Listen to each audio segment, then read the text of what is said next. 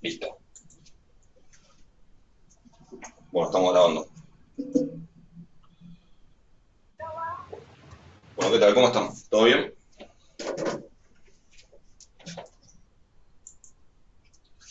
Bueno, ya estamos de vuelta. Hoy vamos a hacer clase de consultas prácticas sobre clase 8 y 9, básicamente. Más bueno, dudas que haya sobre cualquier cosa de lo anterior. No sé si hay algo importante que quería comentar. Parece que no. Eh, no sé, cuéntenme ustedes si hay algo importante a nivel administrativo, organización,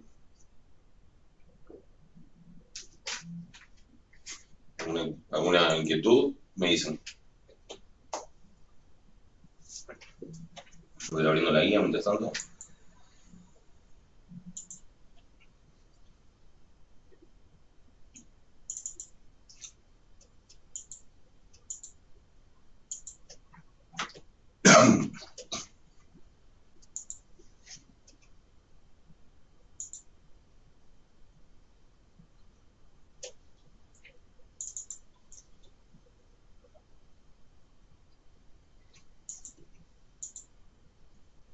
Bueno, la idea de hoy es terminar de ver los temas que quedarían de la práctica uno, ¿sí? Que es toda la parte de función generadora de probabilidad, a partir del ejercicio,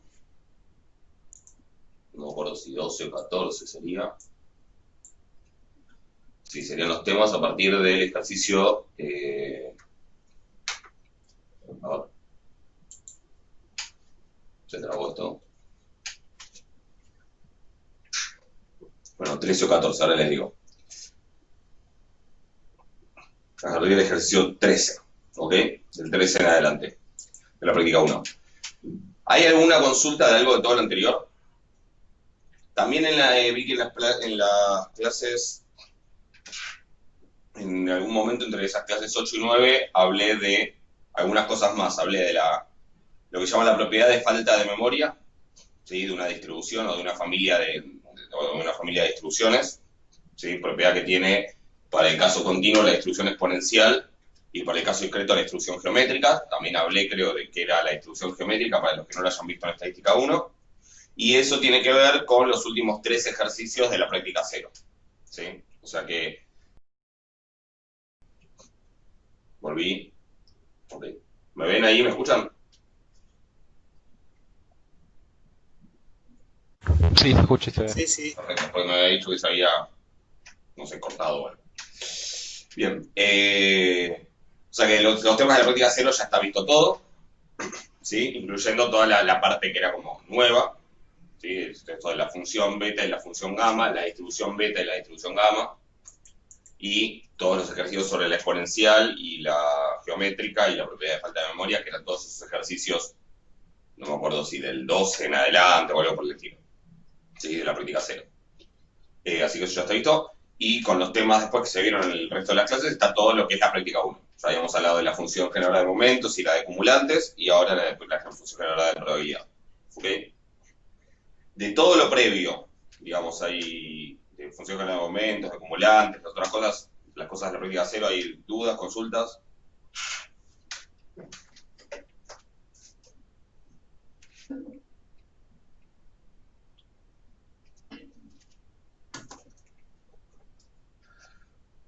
Decime, Kevin.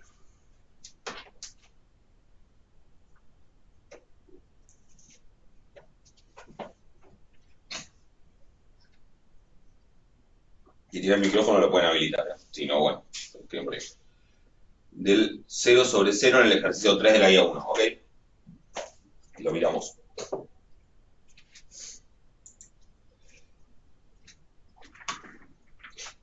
¿Qué hiciste?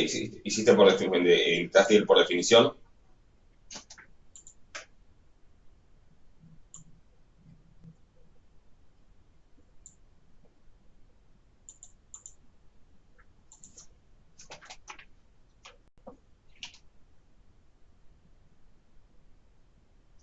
Ok, tranquilo.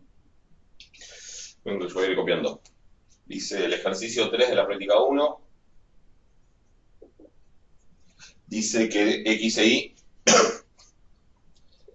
Es increíble cómo cuando veo estos videos, cómo empieza mi voz en los videos de estadística 2 a las 9 de la mañana y que soy otra persona a las 11 con las clases de estadística actualidad. Pero bueno, qué sé yo, normal. Solamente que cuando queda grabado es un poco más fuerte el contraste. Me dice X e Y son variables aleatorias independientes. ¿Sí? Por ahora solo estamos trabajando con variables aleatorias independientes. A partir de la clase 10, la que tienen que observar mañana, van a ver que vamos a empezar a analizar el caso en el que no necesariamente las variables son independientes y para eso necesitamos herramientas nuevas. ¿Sí? Solo, digamos, para que sepan qué es lo que viene. Lo que viene es la parte de distribución conjunta, ¿sí? De dos variables aleatorias y distribución condicional, cuando ya no necesariamente las variables son independientes. Para poder manejar ese caso necesitamos todas esas herramientas que vamos a ver en las próximas clases y que corresponden a los temas de la práctica 2.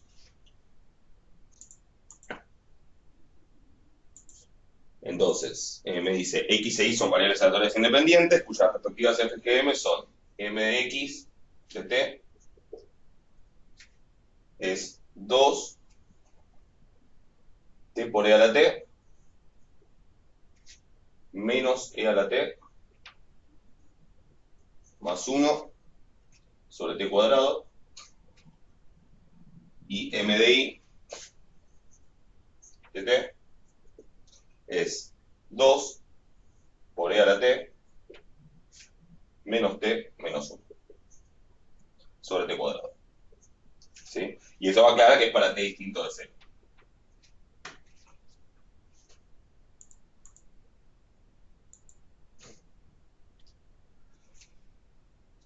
No sé si encontraste, Kevin, ¿cómo lo planteaste? ¿Hiciste por definición o trataste de evaluar?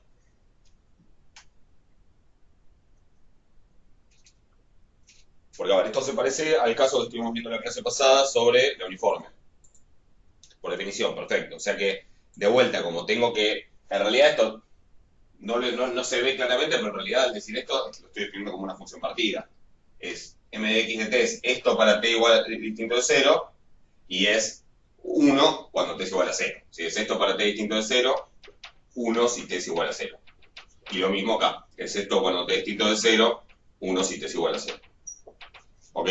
Así que en esos casos no queda otra que ir por definición. Primero voy a buscar la función generadora de momentos de z, ¿sí? Donde z es un medio x más un medio y menos un medio. ¿Sí? Repasemos, usando propiedades de la función generadora de momentos, la función generadora de momentos de z es, bueno, la función generadora de momentos de un medio x más un medio y menos un medio, que entonces es la función generadora de momentos de un medio x. ¿Por qué 1? ¿Por qué? Porque dijimos que siempre cuando t es igual a 0, la función generadora de momentos vale 1. ¿Sí?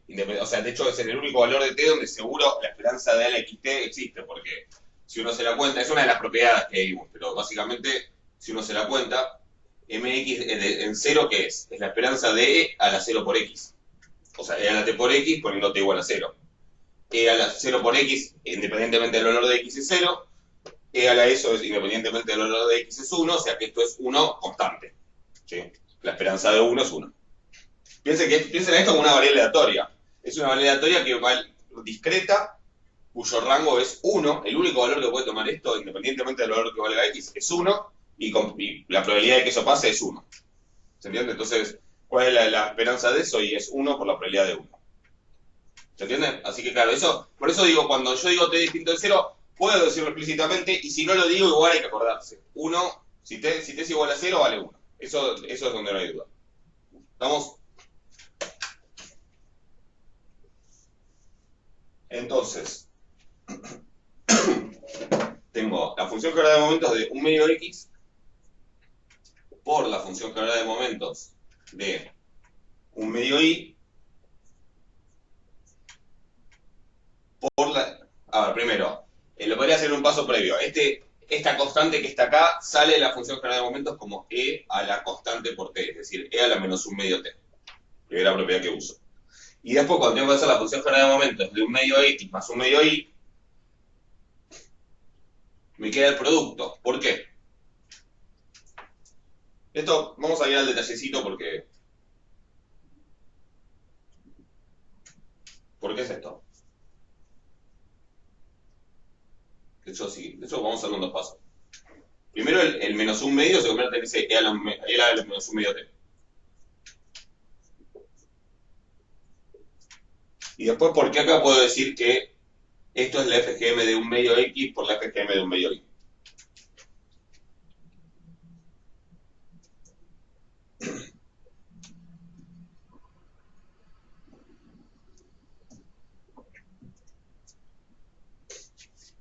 Perfecto, porque son independientes. Les remarco un detalle ahí, ¿sí? En realidad, lo que yo necesito para poder hacer esto es que sean independientes. ¿Qué variables? Las variables un medio X y un medio Y. Es como si fuera U y yo tengo U más B. Yo necesito, para decir que esto es M de U por M de B, necesito que U y B sean independientes. ¿Se entiende? Es decir, para poder aplicar la propiedad lo que necesito es que un medio X y un medio Y sean variables aleatorias independientes. Y poder decir entonces que esto es M de un medio X de T por M de un medio Y de T. Por, bueno, E a la menos un medio T. ¿Hasta ahí estamos? Exacto. Y si X, y lo que yo sé no es que un medio X y un medio Y son independientes, lo que yo sé es que X e Y son independientes. Pero, y esto es algo que charlamos cuando vimos justamente cuando probamos esta propiedad de la FGM, sí que teníamos E a la T por X por E a la T por Y, y había que hacerle la esperanza a eso, y usamos que, bueno, que E a la T por X y E a la T por Y eran variables aleatorias independientes, porque la X y la Y los eran. Bueno, esto vale, ¿sí? Como la X y la Y son independientes, y esta U solamente depende de X, y esta B solo depende de Y, entonces U y B también son independientes. ¿Ok? Si estuvieran mezcladas, no necesariamente. Si yo armo una U que depende de X y de Y, y una B que depende también de X y de Y, no tienen por qué ser independientes, y en general no lo van a hacer. Aunque puede haber excepciones, ¿eh? Después ya más adelante, cuando en algún momento vamos a hablar de un caso donde eso se da. Un caso muy importante, digamos. Pero en general, uno no va a esperar que si armo una cuenta con X y con Y, qué sé yo, 3X cuadrado y otra que sea B igual X cuadrado más Y al cubo, uno no va a esperar que U y B sean independientes porque las dos dependen de X y de Y. Podría pasar, bajo ciertas condiciones medio extrañas, o medio por ahí poco intuitivas, pero podría ocurrir. Pero en general, si lo hago así, U y B no van a ser independientes. O no tengo ningún motivo para esperar que así sea. ¿Se entiende? Pero si U solamente depende de la Y y B solo depende de la X, y la X y la Y son independientes, entonces sí. ¿Eso está claro?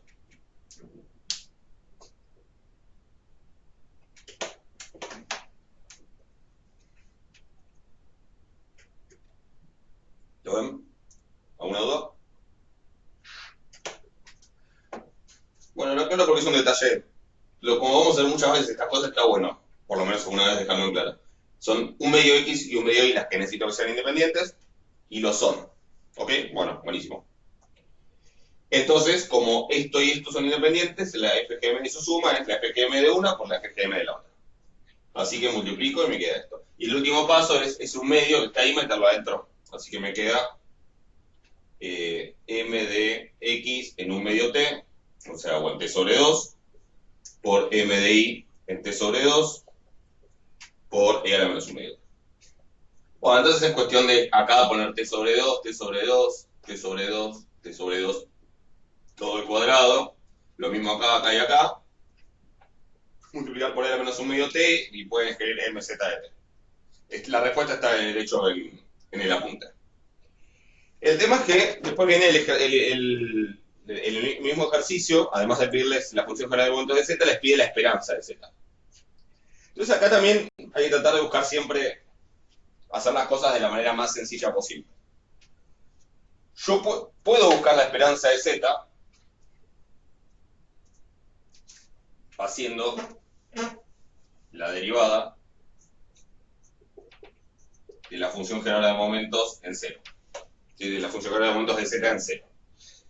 El tema es que la función general de momentos de z va a ser medio fea. ¿Sí? Va a tener, digamos, va a ser esto por esto, con todos los t, con un t sobre 2 adentro, con lo cual todo el tiempo va a tener que andar usando la regla de la cadena y es fácil en algún momento pifiarla por el menos, con un montón de productos, o sea, va a ser medio un bajón.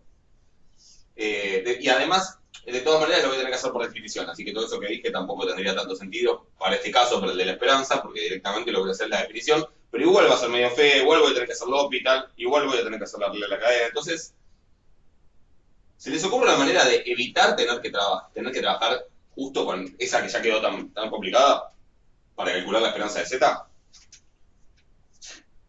No sé qué camino elegiste vos, Kevin, creo que era, pero pero ¿hiciste eso vos? O sea, ¿trabajaste directo con la música de momentos de Z?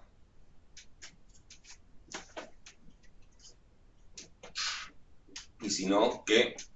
Derivaste al pavote, ok. No, que, a ver, está bien, hay que mandarse. Yo siempre le digo, lo que no hay que hacer nunca en estas cosas es mirarlo y decir, ah, no, no sé, no me sale. O sea, hay que darle para adelante. Después se ve cuando llega el momento, pero algo muy común, que me pasa, por ejemplo, mucho en el CBC.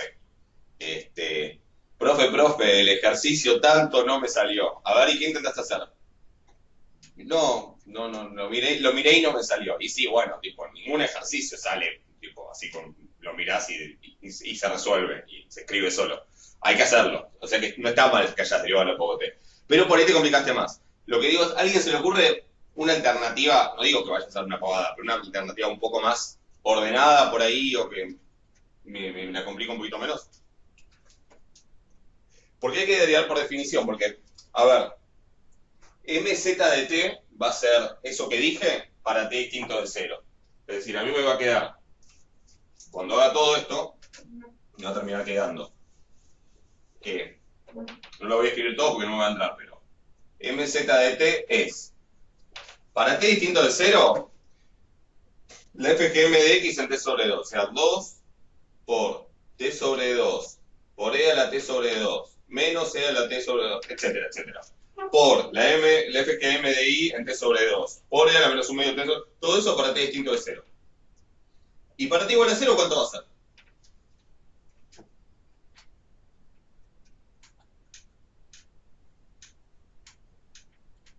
1 porque es sí, 1 porque es una FGM. 1 porque es la esperanza de e a la z por t y eso en t igual a 0 va a valer 1. Y si quieren porque esto en t igual a 0 va a dar 1, esto en t igual a 0 va a dar 1 y e a la 0 es 1, o sea que es 1 por 1 por 1. O sea que tampoco hay mucha vuelta, pero digo, esto va a ser 1. Entonces, de vuelta, esta también está definida por partes, y para ver su derivada en 0, si yo quisiera su derivada en 5, que no me sirve para nada, pero si quisiera su derivada en 5, derivo esta cosa en 5, derivo esta cosa por reglas, evalúo en 5 y ya está. Pero para ver su derivada en 0, que es justo donde cambia la definición, por todo esto que hablamos en la clase pasada sobre que la derivabilidad es una propiedad local que depende no solo de lo que pasa en el punto, sino también cerca del punto, no me queda otra que hacerlo por definición. ¿Ok? Lo mismo que cuando habíamos hecho las derivadas de la FGM y el uniforme 0,1. ¿Se entiende? ¿Está claro eso?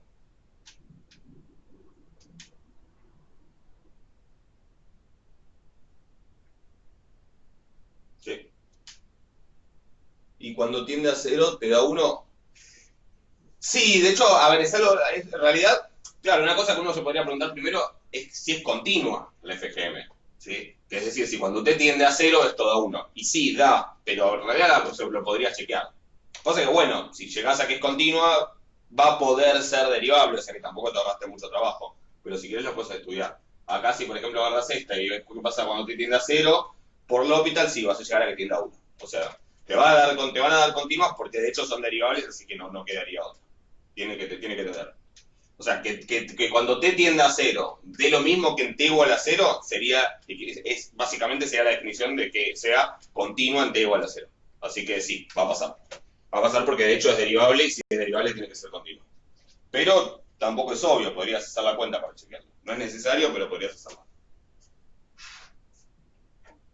Entonces, insisto, yo podría directamente entonces tomar el límite cuando... a ver, ¿qué tendría que hacer? El límite del cociente incremental, ¿no? Tendría que hacer el límite de... El límite cuando t tiende a 0 de mz de t menos mz en 0 sobre t, o de mz de 0 más h menos mz de 0 sobre h, que en este caso, como es en 0, es exactamente lo mismo, cuando h tiende a 0, escríbanlo como quieran. La cosa es que mz de t va a ser toda esta porquería, y mz de 0 va a ser 1. Y bueno, eso me va a dar 0 sobre 0, y aunque lo acomode va a seguir 0 sobre 0, va a haber que hacerlo lo. Ahora, va a ser fea la cuenta. ¿Se les ocurre una manera de llegar a la esperanza de z de una manera? No es que no voy a poder tener que derivar nada, pero digo, haciendo las cuentas de una manera un poquito más ordenada, porque está bien que el ejercicio me pide buscar mz de t, pero nadie me obliga a que yo trabaje directamente con mz de t para calcular la esperanza de z. O sea, si encuentro otra manera y lo puedo contestar, y me gusta más esa manera, lo puedo hacer igual. No es que sí o sí tengo que sacarlo a partir de mz de t porque, ya me tomé el trabajo, la uso. ¿Ok? Chicos, paso por el grupo. Ok, yo tengo que hacer la esperanza de esto. Entonces, separo. ¿Verdad? La esperanza de z es la esperanza de esto. Y entonces, separo. Este debe haber sido alguien del cuatrimestre pasado. Está muy bien igual que se ayuden, me parece muy bien. Entonces, ¿qué hago? Puedo usar propiedades de la esperanza. ¿Sí? Yo puedo decir, esto es la esperanza de un medio x más la esperanza de un medio y menos la esperanza de un medio. Son independientes, así que puedo separar. ¿Estamos de acuerdo? ¿Sí? Este es el momento en el que me gustaría estar viéndoles las caras. Cuando todos me hacen así con la cabeza. Vamos, alguien de cuatrimestre pasado tiene que acordarse de esto que les digo. ¿Puedo separar porque son independientes?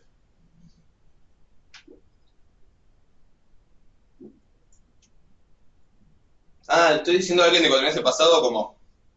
Estoy diciendo a alguien de cuatrimestre pasado como si estuviéramos en estadística actuarial. No sé si hay alguien que está recursando, pero bueno.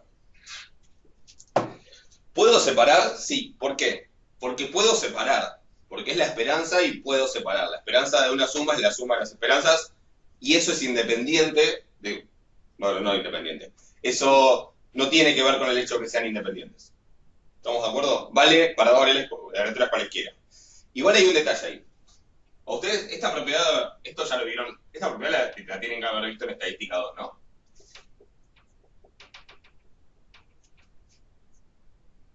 Perdón, en estadística 1. Es una propiedad de la esperanza, exacto. Y no pide que sean independientes las variables aleatorias. ¿Ok? ¿Esto lo vieron en estadística 1? Esa propiedad. Sí. Capaz que hasta se la demostraron. A mí yo me acuerdo que me dieron como una demostración en estadística 1. Fue hace muchos años igual, pero me acuerdo. La verdad es que para poder probar esto, es como que estamos viendo los temas medio en orden al revés. Porque para poder probar esta propiedad, necesitamos lo que vamos a ver en las próximas clases. En realidad la demostración de esto la vamos a poder hacer una vez que veamos la parte de distribución conjunta. ¿Sí? De hecho, en el apunte está la demostración de esta propiedad, pero está en la unidad en el capítulo, creo que es el 3, ¿no? A ver, el 1, creo que es el capítulo 3. O 4, no, creo que es el 4, el capítulo 4. O sea, el que habla de distribución conjunta de dos variables y todo, que es el tema que viene ahora. Bueno, en ese capítulo ahí está la demostración. Pero necesito ver todo eso para poder hacer esta demostración. O sea que en realidad, lo cierto es que nosotros estamos usando todo el tiempo esta demostración, toda esta propiedad, pero por ahora me la tienen que creer. ¿Sí? Podría parecer como que va a haber como un razonamiento circular ahí, pero en realidad nada... Yo podría dar los temas completamente en otro orden. Yo podría haber omitido todo esto, ¿sí? De FGM, FGP, y ponerme a hablar de distribución conjunta, probar esta propiedad y después hablar de FGM y FGP. Y no habría habido ningún problema porque no vamos a usar nada de esto para la unidad que sigue. Solamente que es como más fácil seguir hablando de esto con una sola variable que entrar a la distribución conjunta, por eso lo doy en este orden. Pero en realidad, lo cierto es que para probar esta propiedad tenemos que ver algo que todavía no vimos. Pero por ahora me la creen, la propiedad que es cierta. ¿Sí? y vale para cualquier par de variables aleatorias, o para más variables aleatorias, para 5 también vale, y no hace falta que sean independientes. Para la varianza sí, necesito que sean independientes o algunas otras cosas, pero digo, en la varianza no es cierto que dos variables cualesquiera, la varianza de la suma sea la suma de las varianzas.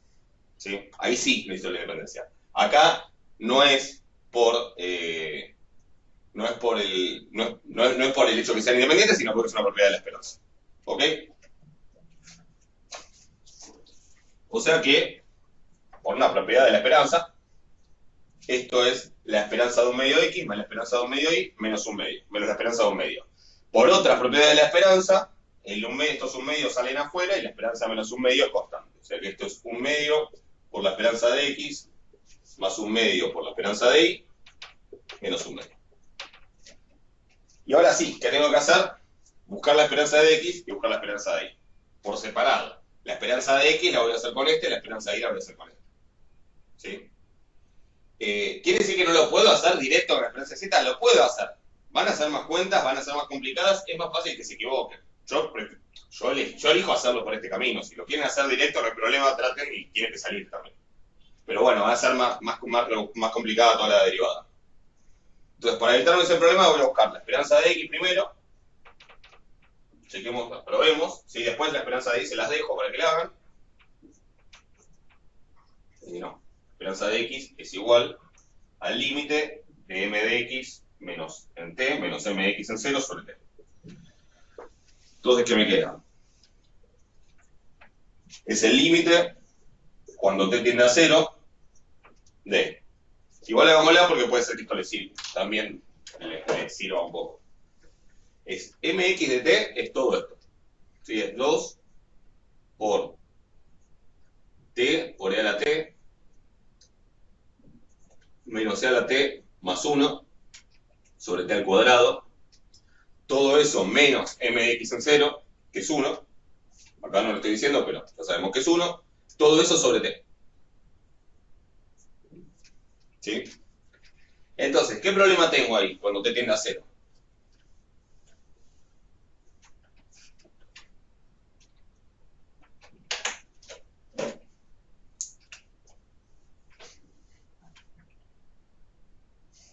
Cuando t tiende a 0, ¿qué pasa? Es indeterminado, 0 sobre 0. ¿Sí? Pero ni siquiera es que esté viendo que sea 0 sobre 0 acá. Es 0 sobre 0 acá. 0 sobre 0 en este pedazo. ¿Sí? O sea que ni siquiera estoy llegando a 0 sobre 0 en general. ¿Ok? Entonces, yo podría primero tratar de sacar esto aparte y tratar de ver a qué tiende. Va a dar, esto va a dar un medio, con el 2 va a dar 1, y 1 menos 1 va a dar 0 y voy a tener de vuelta 0 sobre 0. Pero en realidad tampoco necesito hacer ese paso. Lo que sí a uno le conviene en estas situaciones, fíjense que yo acá tengo medio que empiezo a apilar fracciones. ¿Sí? Tengo una especie de complejo habitacional donde tengo una cosa que la pongo encima de la otra. Bueno, cuando tengo eso, en general me voy a complicar la vida. Lo que siempre tengo que tratar es de acomodar estas cosas para que sean 2 pisos nada más. Planta baja y planta alta. ¿Sí? Las T no se pueden simplificar, no porque yo tengo, primero porque no, porque ahora vamos a ver que en realidad, lejos de simplificarse, se van a multiplicar. Pero además tendría que separar en 2, porque acá está el 1. Y esta con esta tampoco, porque acá hay varios términos, o sea que no. Por ahora no. Si yo tuviera T por todo y T por otra cosa, ahí se podría simplificar. Pero ahí no hay nada que se pueda simplificar. A menos que yo separara, pero no me va a servir. Lo que me va a servir siempre en estos casos es, como les digo, tratar de convertir toda esta pila de cosas en 2 pisos. ¿Sí? Algo arriba y algo abajo. ¿Ok? Siempre que tengan así rascacielos de fracciones, o nada, o estos complejos habitacionales, escríbanlo en 2 líneas para después ahí ver a qué tiende y en todo caso, sí, eventualmente hacer la hospital. Entonces vamos a ver cómo acomodamos esto. Primero, a ver, este sobre T lo voy a poner así, para que sea más fácil de pensar y no equivocarse. Este sobre T es como por 1 sobre T. Y acá lo que me conviene es armar un denominador común. Entonces el límite cuando t tiende a 0 de... Entonces esto es... ¿Cuál va a ser el denominador común entre t cuadrado y nada? T cuadrado. Claro, el L'Hopital lo aplico después que acomode. Entonces el denominador común de esta parte va a ser t cuadrado.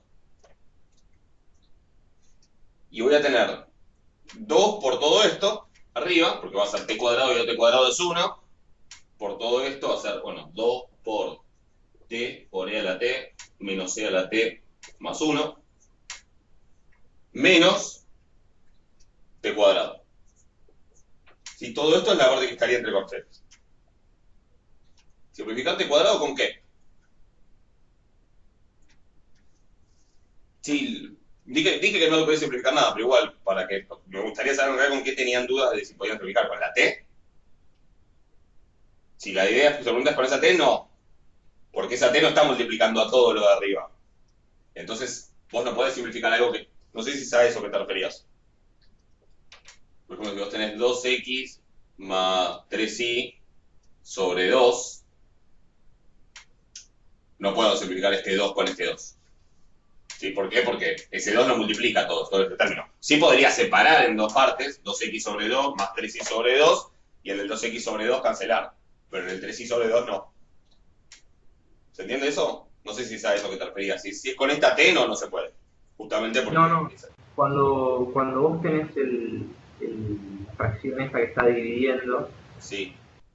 ahí no se puede, no se, Pero vos decís, el t cuadrado, simplificarlo con quién. cuando vos lo multiplicás por 1 a la t, que está ahí afuera, Por un solo t.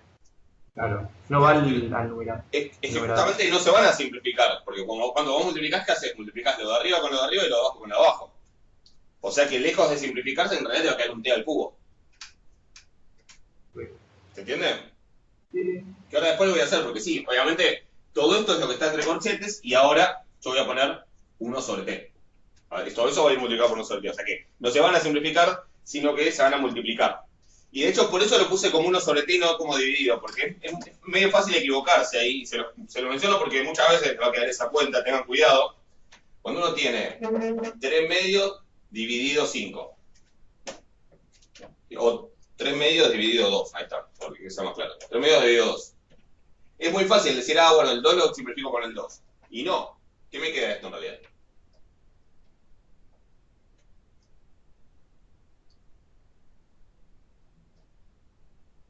Y el 3/4. 3 cuartos, claro, 3 cuartos, porque 3 medios dividido 2 es lo mismo que 3 medios por 1 medio.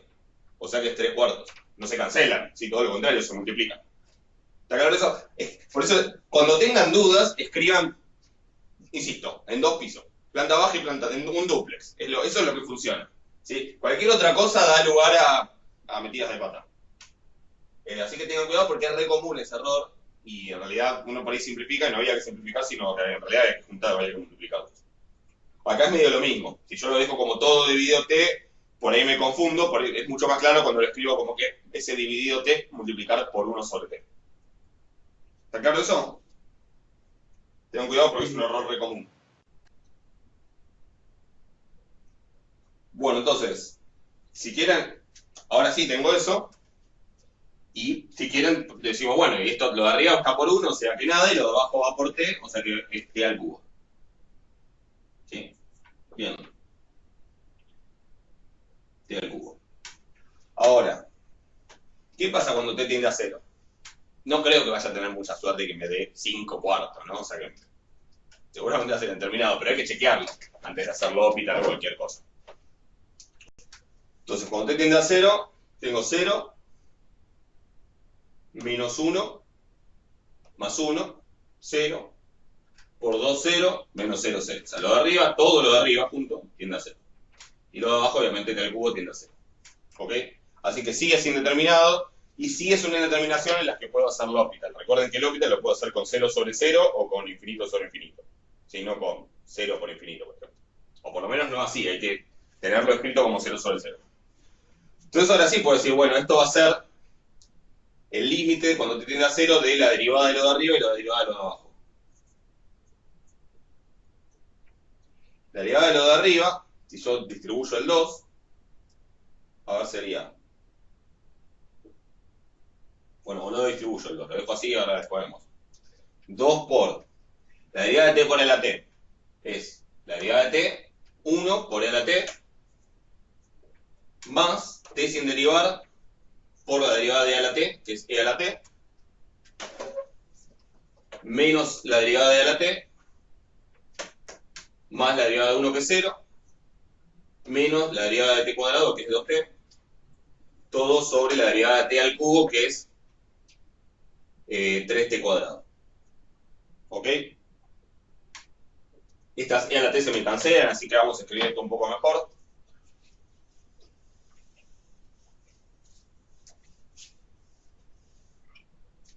Sería el límite, cuando t tiende a 0, de 2t por e a la t menos 2t,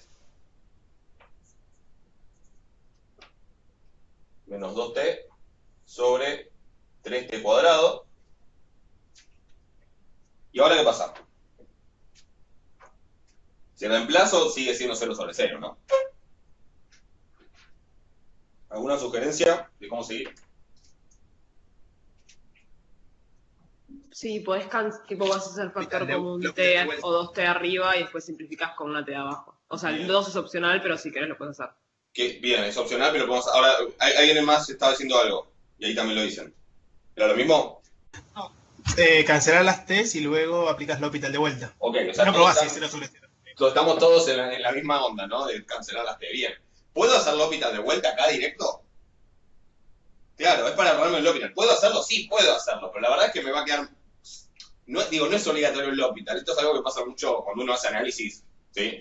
Y primero aprende a hacer límites, se aprende a salvar todas las indeterminaciones, con que sacar el factor común, que sacar el exponente más grande, que multiplicar por el conjugado, que el límite con E y todas esas porquerías. Y después un día aparece el L'Hopital y es como, listo, me puedo olvidar de todo lo que vi en la vida acá para atrás. Y no es así. El L'Hopital no es obligatorio y a veces no es lo más práctico. Y a veces incluso hay que analizar bien cómo usar L'Hopital. ¿Hace falta hacerle L'Hopital a todo o me puedo reacomodar las cosas y solamente hacérselo algo más sencillo? Entonces, bueno, acá sí, veo que estamos todos en la misma, puedo sacar las T del factor común, incluso puedo sacar el 2, que no es obligatorio, pero lo voy a hacer, y simplificarme las cosas, y me voy a ahorrar de hacer L'Hopital una vez, y de hecho de complicar la derivada. Y cuanto menos pasos haga, mejor, menos riesgo de equivocarme. O sea, bien, podría hacer L'Hopital directo, pero no lo voy a hacer.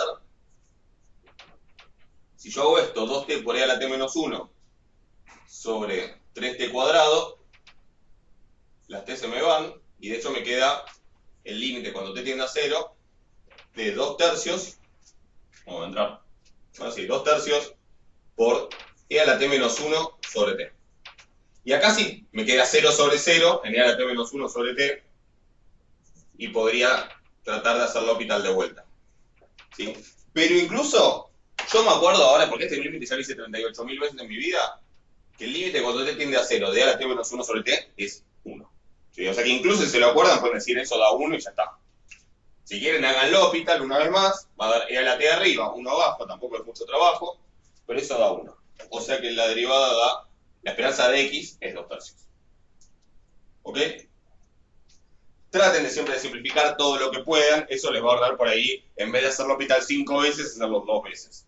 Y hacer L'Hopital 5 veces no es solo un tema de hacerlo más veces, es un tema de que por ahí las derivadas se van complicando cuando hay productos o lo que sea. Bueno, siempre es mejor prevenir. Tengo una consulta, Ale. Me había pasado una vez, no recuerdo bien cómo fue en Mate para Economistas, que tenía que hacer un L'Hopital y recuerdo que un problema que tuve es que no sé si era una función discreta o algo así, entonces como que me habían dicho que no lo podía usar. ¿Hay algo de eso o no recuerdo bien y entendí mal? Digamos. Bien, buena pregunta. Ahora te contesto. Antes que eso, ¿cómo terminé el ejercicio?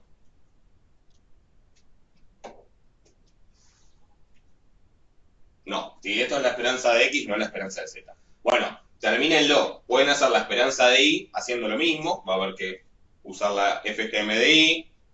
Ok, sí, de Z. Evidentemente, entre paréntesis y coso es el de... Ahí aparece el dedito. Pero después cuando subo el video grabado, no sé si aparece el emoji, pero bueno. Me voy aprendiendo. Entre paréntesis, la I es el dedito, bien. Entonces, ¿qué pasa?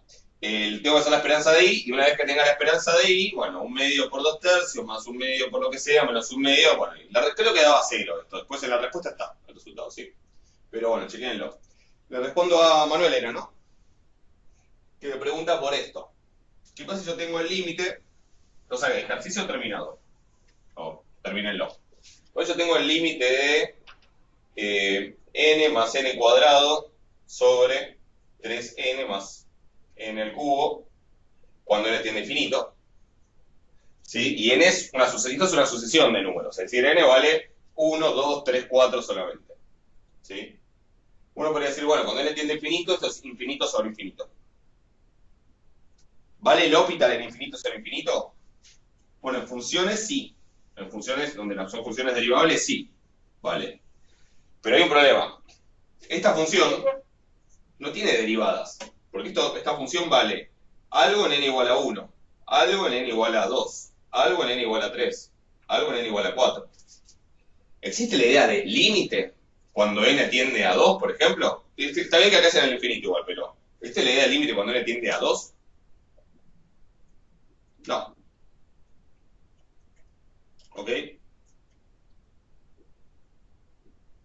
No funciona. ¿Por qué? Porque existe estar en 2, pero claro, no hay una idea.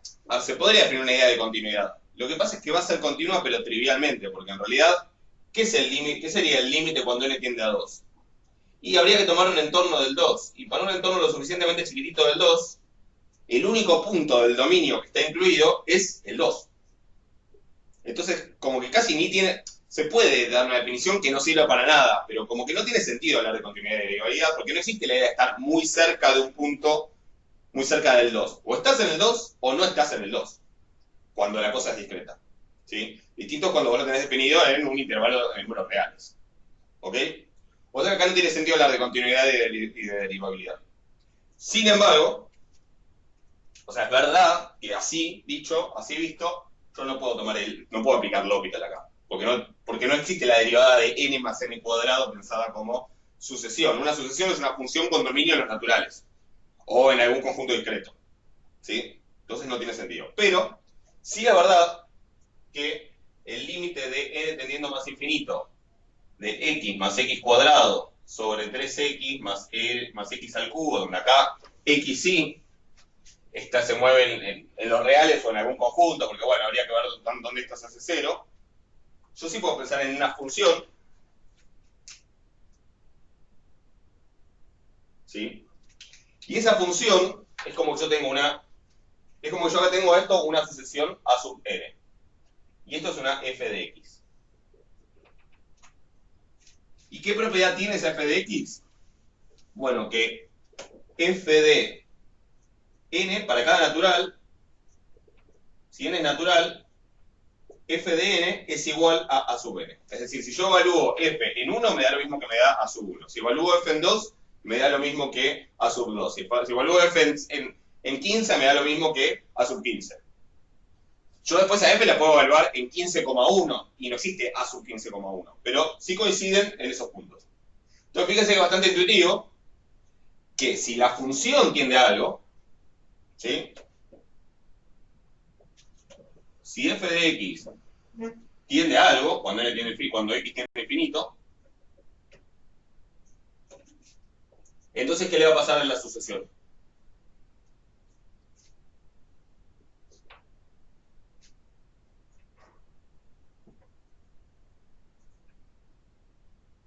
Si la función tiende a 3, por ejemplo. La sucesión que justo queda sobre el gráfico de la función, ¿a qué va a tender? A lo mismo. Exacto. Y si se va a infinito, la sucesión se va a infinito. ¿Se entiende? O sea que en realidad sí puedo hacer L'Hopital, pero necesito hacer como este paso de decir, bueno, en realidad no pienso en la sucesión, sino que pienso en la función. Y si la función, o sea, si encuentro una función, digamos, ahí sí, en los reales, o no, bueno, tal vez con excepciones, porque bueno, esto en 0 obviamente no va, pero después sí. Y que coincide en los naturales coincide con la sucesión, si la función tiende a algo, la sucesión también. O sea que yo puedo usar L'Hopital acá, igual acá no hace falta L'Hopital, porque pueden hacer otras cosas, pero digo, si yo acá por L'Hopital llego a que este límite es 0, que de hecho es lo que da, entonces puedo asegurar que este límite también es 0. ¿Se entiende? De todas maneras, esta no es la única función posible, es la más obvia, pero no es la única función posible que en A sub n, que en todos los naturales coincide. Porque yo podría, acá, pensar en otra función, la función que haga así.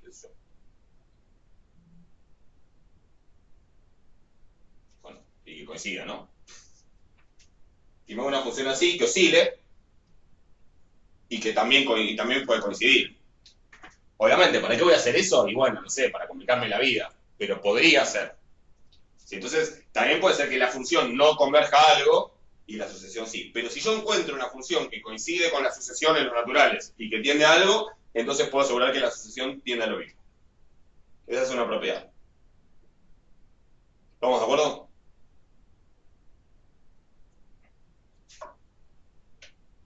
¿Sí? Y fíjense que al revés no vale. Porque, ejemplo,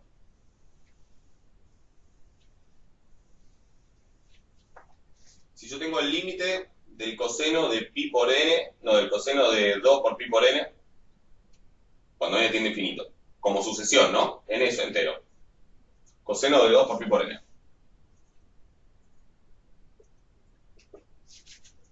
Es una sucesión. ¿A qué tiende eso? Piénsenlo un minuto.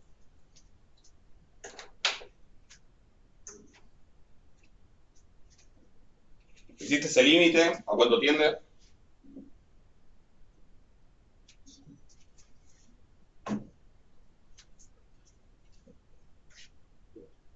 No estoy mirando. ¿Seguro? ¿Cuánto da coseno de 2 por pi por n cuando n es igual a 1?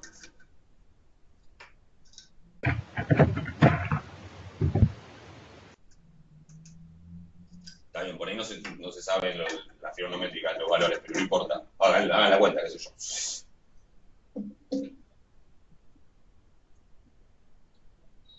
Cuando n igual a 1 me queda el coseno de 2pi. Sí, no es 0. Está bien. A ver, buen intento, porque podía ser 0 o 1, pero no era 0, es 1. Sí, el coseno de 2pi es 1. El coseno de 0 es 1. El coseno de 2pi es 1. ¿Ok? Hay que ver el grafiquito y eso. Y cuando n es igual a 2 me queda el coseno de 4pi. Era 50, por eso, era 50, está bien. Por eso digo, buen intento. Pero bueno, no le pegaste, era 1. El coseno de 2pi es 1, ¿sí? El coseno de 4pi, que es lo que me queda cuando n es igual a 2, ¿cuándo es?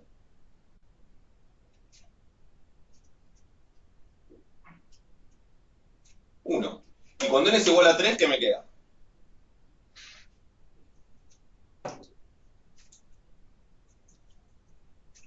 1. Y cuando n es igual a 4, a ver si apareció la respuesta de vuelta. Dale, Martín, decilo. 1, gracias. O sea, ¿ven lo que está pasando ahí? Cuando n es 1, la sucesión vale 1. Cuando n es 2, la sucesión vale 1. Cuando n es 3, la sucesión vale 1. Cuando n es 4, la sucesión vale 1. Queda este límite. Martín, por favor. Gracias. 1. ¿Estamos de acuerdo? ¿Sí? Esta sucesión vale 1, porque para cada natural eso da 1. ¿Estamos de acuerdo? Ahora, entonces puedo decir que el límite del coseno de 2 por pi por x, donde x acaba, ahora sí x es un número real, cuando x tiende a más infinito, ¿te da 1?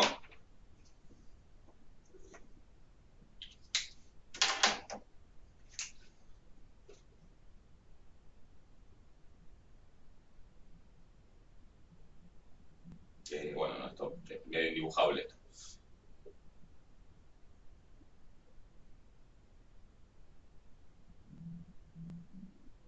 No, ¿sí? Esta función va a ser así. Bueno, entre menos 1 y no me medio que dibujar, pero va a ir oscilando todo el tiempo entre menos 1 y 1.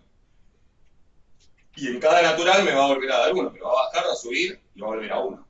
¿Sí? O sea que esto no tiende a menos 1, esto no tiene límite. Está acotado, pero oscila todo el tiempo. Entonces, ojo que no. ¿Sí? lo puedo usar de función a sucesión, pero no de sucesión a función. Básicamente porque la función tiene más info que la sucesión. Que la sucesión tiene unos puntitos y la función tiene mucho más. O sea que vale para acá, pero no vale al revés. ¿Sí? Vale de funciones en intervalos reales a sucesiones, pero no de sucesiones a funciones. ¿Ok?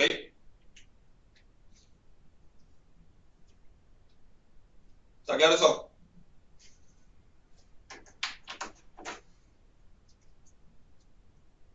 No sé si se ve mucho, pero bueno.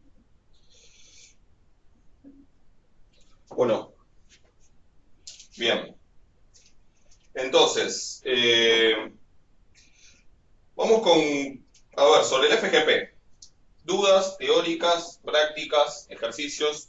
Si no, yo ahora elijo alguno, pero me gustaría saber primero si les genera alguna duda, si no se entiende algo, si no está claro para qué sirve, si no, no sé.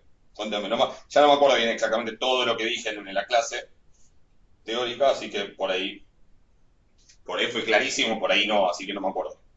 Así que cuéntenme si les genera alguna duda, alguna inquietud, algo, o si hay algún ejercicio que quieren hacer sobre la función generadora de probabilidad.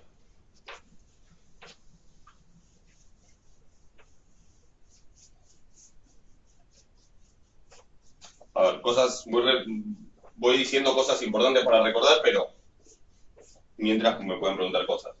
La FGP se define solamente para variables aleatorias discretas y cuyo rango está contenido en los enteros no negativos.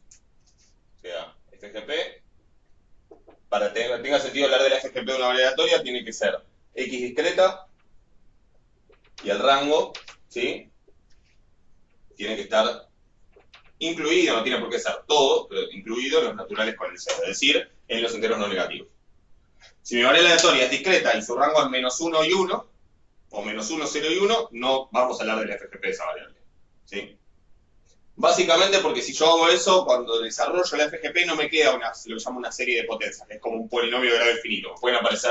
Me parecerían potencias negativas y eso ya ahí no va a funcionar. ¿Sí? O potencias fraccionarias o cosas por el estilo. Si es continua, tampoco hablamos de la FGP. ¿Sí? O sea, es una herramienta más limitada que las otras que estuvimos viendo, más limitada que la FGM y que la de acumulante, porque solamente sirve para trabajar con variables aleatorias discretas cuyo rango esté incluido en los enteros no negativos. Cuando existe igual, tiene como valor agregado, digamos. Por ejemplo, no solo la puedo usar para calcular momentos, que aparecen de una manera medio extraña, pero aparecen, sino que también la puedo usar para calcular probabilidades puntuales. ¿Sí? Son como las dos cosas para las que sirve la FGP. Así como inmediatas. También me sirve para reconocer la distribución. E incluso tiene algunas propiedades adicionales que son esas que vimos al final, eso que vimos al final de la suma de una cantidad aleatoria de variables. Pero además, muchas veces el FGP es más sencillo. El 17 es un caso de variables aleatorias independientes, idénticamente distribuidas. Sí, creo que lo digo. Creo que es el de los nietos, ¿no? El de los nietes. Sí, creo que, no sé si en algún lado no lo dice, que sí, tienen que ser independientes, digamos, pero sí. Pero es un caso de lo que es la suma de una cantidad aleatoria de términos. ¿Sí? Y una de las ventajas de la FGP es que a veces da cuenta más sencillas también que la FGM. ¿Sí? Por ejemplo, mientras que la FGM da una distribución de Poisson, que la de Poisson tiene sentido hablar de la FGP, sí, es discreta y el rango es todo esto, o sea que está bien. Mientras que el FGM de la Poisson es E a la lambda por E a la t menos 1, la FGP me da E a la lambda por t menos 1. O sea que esto va a ser más fácil de derivar que esto. ¿Puedes plantear el 11? Es que sacar una MX, pero la densidad tiene un módulo y no sé cómo hacerlo. Ok, ahora lo hacemos. No lo decimos la clase pasada. Bueno, ahora lo comento. Dale. Ahora un cachito lo comento. A ver, lo comento ahora y así lo dejamos. Les planteo la idea. ¿Qué es el módulo de X? Es X si X es mayor o igual a 0 y es menos X si X es menor a 0. ¿No lo hicimos la clase pasada, el 11? ¿O hicimos solamente el 12? Porque si no, a lo mejor lo puedes ver ahí.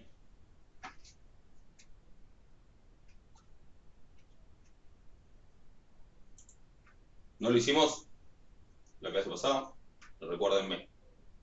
Yo creo que sí, me suena. A ver, te lo comento rápido. O sea, dice e a la menos lambda x sobre 2. Entonces vamos a escribirlo como que es e a la menos x sobre 2 menos lambda x. No, perdón, cualquier cosa. Lambda sobre 2 por e a la menos módulo de x es lambda sobre 2 por e a la menos x para los x mayores o iguales a 0, porque el módulo lo cambio directamente por x. Y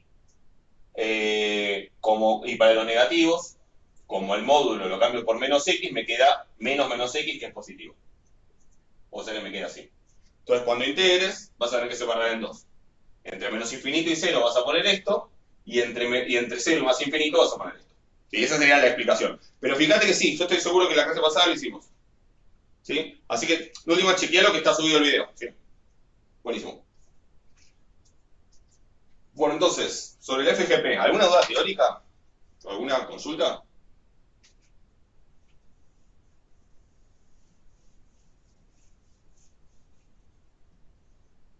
Decime, Manuel. O sea, no que me digas Manuel. Vos, Manuel, decime qué.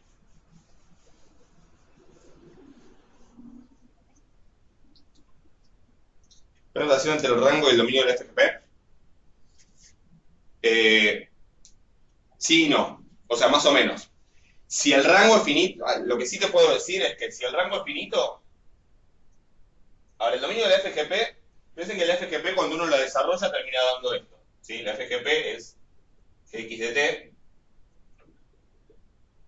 que termina siendo la probabilidad de que x sea 0, más la probabilidad de que x sea 1 por t, más la probabilidad de que x sea 2 por t cuadrado, y así. O sea, es algo más algo por t, más algo por t cuadrado, más así. ¿Ok? Esto es lo que se llama una serie de potencias, es como un polinomio de grado infinito. ¿Cuál es el dominio del FGP? El dominio de esa función es el conjunto de todos los t reales, tales que la serie converge. Es decir, si yo meto t igual a 5 acá donde dice t, y esa suma converge a un número, pues estaba pensando que el rango sí puede ser negativo a pesar del rango ser mayor a 0. No, pero vos pensá, igual a ver, el tema es que cuando vos tenés el rango negativo, estas potencias de las t te van a quedar negativas. ¿Sí? Te van a quedar t a la menos No, a. perdón, me confundí. Que podía ser el rango positivo e incluso el dominio después sí ser negativo. Sí, el dominio pueden ser todos los reales tranquilamente. En algunos casos el dominio puede ser todos los reales. De hecho, algo que creo que lo dije en clase es, el dominio siempre es como mínimo el dominio de G incluye al intervalo desde -1 hasta 1. Si eso se puede probar. O sea, entre -1 y 1 seguro existe. Porque el dominio es todos los valores de t para los cuales esto converge. Si yo meto el 5 acá, y me queda probabilidad de 0, más probabilidad de 1 por 5, más probabilidad de 2 por 25, más probabilidad de 3 por 125, y esa suma es convergente, entonces el 5 está en el dominio. Y como esto es una serie de potencias, y centrada en el 0, porque estas t son t, no son t menos algo, t más algo, se puede probar que el conjunto donde converge siempre es un intervalo centrado alrededor del 0. Esas son propiedades de las series de potencias que, bueno, no creo que hayan visto series de potencias en análisis 1. Creo que en un momento estaba en el programa, pero creo que ni siquiera se daba. Pero es una propiedad que siempre converge así. A esto se le llama el radio de convergencia, que son todas propiedades de estas especies de polinomios infinitos, que son las series de potencias. Que tienen otras propiedades buenas, como que son derivables. Las derivadas se hacen derivando término a término, como uno haría con un polinomio. Son integrables de la misma manera, etc. Entonces, cuando el rango no incluye valores negativos o fraccionarios, ya todo eso es mentira. Entonces, por eso es que nos restringimos solo a este caso. Y el dominio general incluye valores negativos, sí. O sea, por lo menos incluye siempre a los que valen de -1 y 0. Y hay un caso que uno puede ver fácil, que es el siguiente. Yo recién di el caso de Poisson, que era e a la lambda por t-1, y ahí el dominio son todos los reales. ¿Sí? O sea que, tranquilamente, el dominio puede ser infinito y el dominio son todos los reales. Hay otros casos en los que no. Creo que en clase hice la distribución geométrica y en ese caso no daba todos los reales. Daba un intervalo un poco más grande que esto, Pero bueno, que no era todos los reales, era solo un intervalo. Ahora, hay un caso donde sí podemos decir algo, que es lo siguiente. Si el rango es finito, si el rango, o sea, si R de X, si el rango de la variable aleatoria de X es finito, ¿sí? Por ejemplo, si el rango es 0, 1, 3 y 10, ¿qué va a pasar en ese caso? Si el rango, si la X solo toma esos valores, ¿qué va a pasar con esta expresión? ¿Cómo me va a quedar? Por ejemplo, este término se va, ¿no? Porque si el 2 no está en el rango, la probabilidad es 0, o sea que este no aparece. ¿Qué más va a aparecer?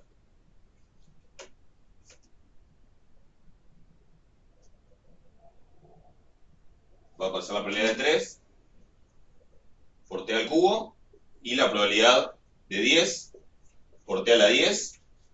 Claro, el 3 y el 10. Y se acabó, ¿no? Y estos son números, o sea, 0,2 más 0,1 por t, más 0, algo por t al cubo, más 0, algo por t a la 10, y bueno, entre estos 4 números suman 1. O sea, ¿qué me quedó? ¿Qué tipo de función en ese caso?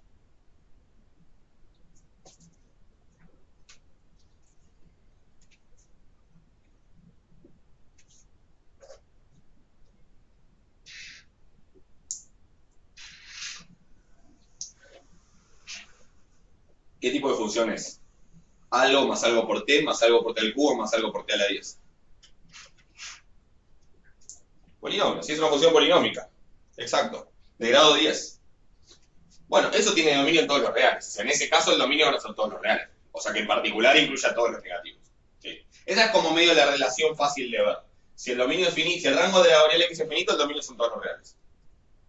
Si no, si el rango es infinito, puede ser que sean todos los reales, como en el caso del Poisson, o puede ser algo más chico, como en el caso de la geométrica, pero por una propiedad de la serie de potencias siempre va a ser un intervalo alrededor del cero. ¿Sí? Un intervalo centrado en el cero. A los reales uno los puede pensar como un intervalo de radio infinito alrededor del cero. ¿Sí? Y en particular nunca va a ser más chico que el intervalo que va desde menos 1 hasta 1. Eso es como medio todo lo que podemos decir así a simple vista sobre el dominio de la función generadora de probabilidad. ¿Ok? ¿Está claro eso? ¿Sí?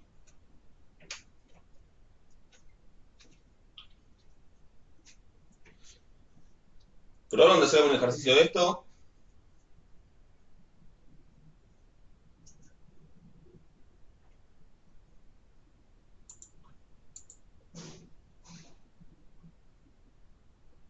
Yo no me acuerdo cuál hice en clase tampoco, pero ¿hay alguna duda?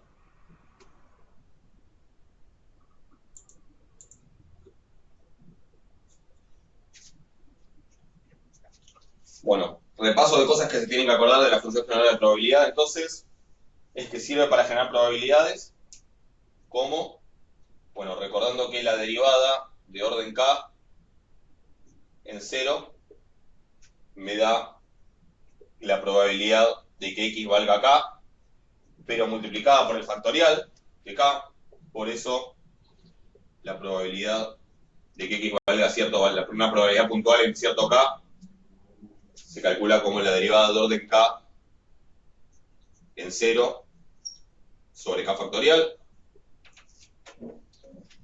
Y hay que olvidarse ese k factorial y que la probabilidad que si en vez de tomar las derivadas en 0 tomo las derivadas en 1, aparecen lo que llaman los momentos factoriales. ¿Sí? El momento factorial de orden k, que básicamente es la esperanza de x a la k con paréntesis, que es la esperanza... ¿Alguien está haciendo numérico o hizo numérico? Todavía no. ¿No? Porque el numérico sí, esto lo definen y lo van a usar todo el tiempo. Los polinomios factoriales. Esto es x por x menos 1 por x menos 2. Y en total hay k factores, por eso el último es x menos k más 1. ¿Sí? Son k factores. Bueno. Ese momento surge cuando uno hace la derivada de orden k en 1. ¿Sí? Ahí no hay que dividir por un factorial ni nada. Entonces lo que hay que acordarse es que si uno quiere probabilidades puntuales, hay que hacer derivadas en 0, ajustarlas con esto. Si uno quiere momentos, los que aparecen son los momentos factoriales y se calcula con derivadas en 1. Después, el orden de derivación, lo que me va a decir es la probabilidad en qué número o el momento de qué orden. ¿Sí? Entonces, por ejemplo, ¿cómo calculo el momento factorial de orden 1?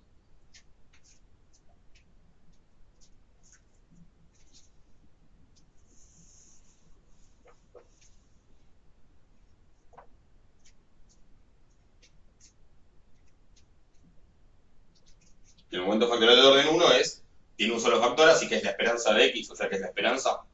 ¿Cómo lo calculo si conozco el FGP?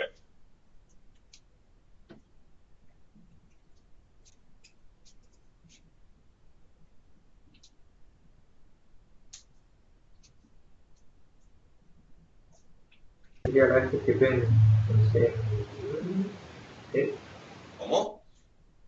Claro, derivo de valor 1. La derivada en 1, sí, porque es la derivada en 1. ¿Sí? Divido por 1 factorial. ¿No? ¿Cómo? No. Acá me dice que no, que para el momento factorial se evalúa en 1. Pero evalúa en 0. Si tuviera el FGM, sí, sería la derivada del FGM en 0. De hecho, puede buscar la FGM, ¿sí? Pero con la FGM sí es en 0. Con la FGP es en 1. ¿Ok? Es la derivada en 1, me da el momento factorial de orden 1. Y el momento factorial de orden 2 es la derivada en 2.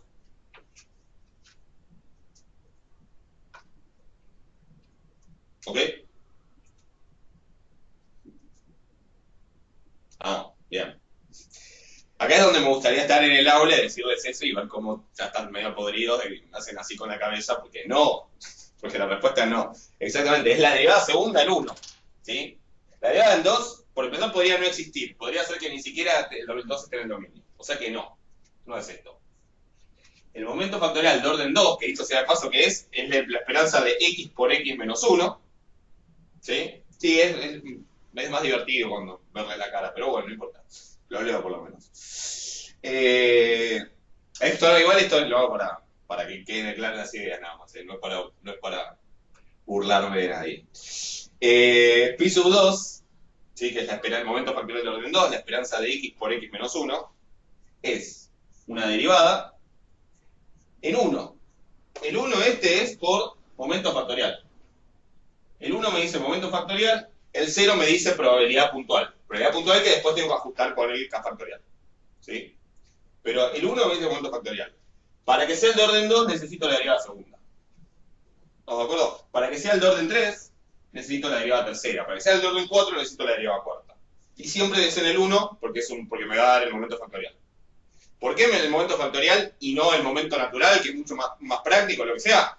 Bueno, porque así es la vida, qué sé yo. Me da esto, después veo cómo lo uso. ¿Sí? Pero esta función da estos momentos, no da los otros. Pero por lo menos da algo. ¿Ok? Entonces, siempre es en 1 cuando es un momento factorial.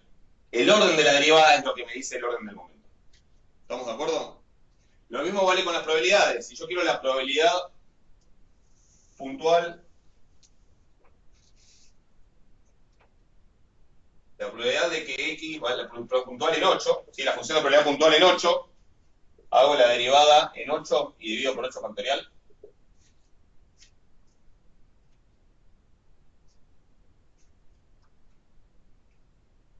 Bien, no van a caer de vuelta, ¿no? Perfecto. No es eso, obviamente. Si quiero una probabilidad puntual, tengo que evaluar en 0, bien. Tengo que evaluar en 0, y si quiero que sea la probabilidad de 8, tengo que hacer la derivada octava. ¿Sí? Esto a veces se pone así con números romanos. Pero si no ponen 8 entre paréntesis también. ¿Sí? Tengo que hacer la derivada octava en 0, y no me tengo que olvidar de dividir por 8 factorial. ¿Ok? ¿Estamos de acuerdo? Bueno, y se hacen esa cuenta. Ya sé que derivar 8 veces es un bajón, pero hoy en día Si búsquense yo tengo en el Chrome agregado la extensión del Wolfram Alpha, y si aprenden a hacer derivadas con eso, ya está. Y decirle que le evalúen cero, ya está. La cuenta la hace la computadora. ¿Sí? Es mucho más fácil decirle hace eso que por ahí ponerme a buscar lo otro. Vamos a ver estas fórmulas en el examen. Sí, a ver, normalmente yo les doy una hoja de fórmulas. Creo que de hecho no sé si no está subida al Canvas la hoja de fórmulas. Así que fíjense, les doy una cierta fórmula que pueden tener en el examen. Pero la verdad que el examen no va a ser con la camarita. Y aunque fuera con la camarita, son como 100 ustedes. O sea que yo tampoco podría evitarlo. Así que no se preocupen, no se tienen que aprender las fórmulas, pero traten de incorporarlas. La manera de incorporarlas es hacer ejercicios. Hacer ejercicios, cuando no saben bien qué hacer, ir a fijarse en los apuntes, es la manera de incorporarlas. Yo les voy a pedir que se aprendan 1.000.000 de fórmulas de memoria, pero con la ejercitación igual hay cosas que se incorporan. ¿Sí? ¿Estamos de acuerdo? Digo, muchas veces, por más que parezca un bajón tener que llegar a 8 veces, no es que obviamente en el examen no le voy a aplicar en 8 derivadas, ¿sí? Pero a veces digamos, es más fácil decir a una computadora, haceme la derivada octava de esta función, evaluar en 0 y dividir por 8 factorial, que por ahí hacer una cosa más complicada. ¿Sí? Sobre todo esto se aprecia en los últimos ejercicios, que son los que hablan de suma de una cantidad aleatoria de términos. Que si no hay más preguntas de esto, si no hay dudas de esto, voy a pasar a eso como para hacer algún ejemplo más. Yo me acuerdo cuál hice en clase. De los últimos 3 hice alguno, ¿no? El 14, el 15... No, ahora del 15, 16 y 17 hice alguno. El 15 hice. Ok, entonces G de relojito me aparece. Es la probabilidad puntual y G de 0 sería el relojito, perfecto. G de 0 es la probabilidad puntual y G de 1 es el momento factorial. A ver, sí, no lo expresaste del todo completo, pero a ver. Evaluar en 0 algo, ciertas cosas, me va a servir para calcular probabilidades puntuales. O sea, evaluar en 0 sirve para calcular probabilidades puntuales. ¿Sí? Evaluar en 1 sirve para calcular momentos factoriales. Ahora, hay detalles ahí. ¿Sí? ¿Qué tengo que hacer? ¿Cuáles son los detalles? Primero, que lo que voy a evaluar no es la función g. Si yo evalúo la función g en 0, me va a dar la probabilidad de 0. ¿Por qué? Porque la función g en 0 es como la derivada de orden 0. O sea, evaluar directo en la función sin derivar es como la derivada de orden 0, la no derivada. ¿Sí? Entonces lo que me va a dar es la derivada en 0. Y si evalúo la función g en 1, me va a dar el momento factorial de orden 0, que es 1, siempre. ¿Sí? Si yo quiero, entonces, estas cosas, es verdad, tengo valor en 0 o valor en 1, el detalle es que para que aparezcan probabilidades en k, tengo que hacer una derivada de orden k. ¿Sí? Y lo mismo, para que el momento sea el factorial de orden k, tengo que hacer una derivada de orden k. Y el otro detalle es que para las probabilidades no me alcanza con esto, sino que además después tengo que ir por k factorial. Pero la idea es en 0 para las probabilidades, en 1 para los momentos factoriales. ¿Ok? ¿Está claro? Sí, buenísimo. Ahora hice el 15. Sí, no hay problema. Manden el grupo de WhatsApp acá. Creo que está subido igual también al campus, el grupo. No sé si es el actual o no. Pero si no, pasen por acá. Si alguien puede, el link del grupo.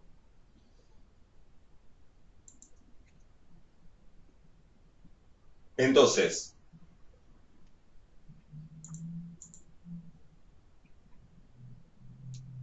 vamos a ver el 16 o el 17.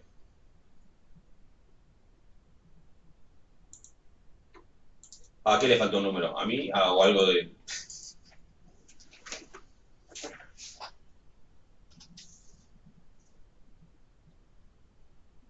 Al link del grupo, ok, perdón. Ok, puede ser. Muy bien.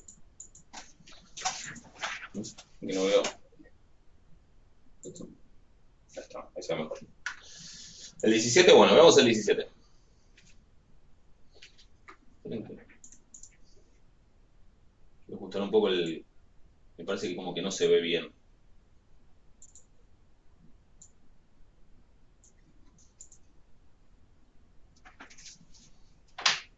Bueno, vemos el 17.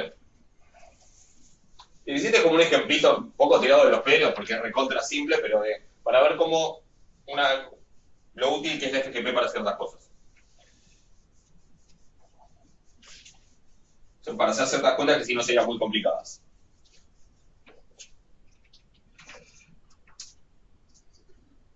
El 17 lo que dice es que en cierta sociedad la cantidad de hijos o hijas o hijes que tiene una persona sigue una distribución de Poisson. Y lo que dice es que para alguien que nace hoy, la cantidad esperada de hijos es 2. Es decir que, digamos, para alguien que nace hoy, llamémoslo H, sí, porque nace hoy. H me va a quedar mal. ¿Qué sé yo? Llamémoslo, no sé, I. No importa, después vemos las letras. Por la Y de hoy del final, ¿sí? I. Entonces, la cantidad de hijos o hijas o hijes en total que tenga esa persona, que nace hoy, ¿qué distribución va a tener?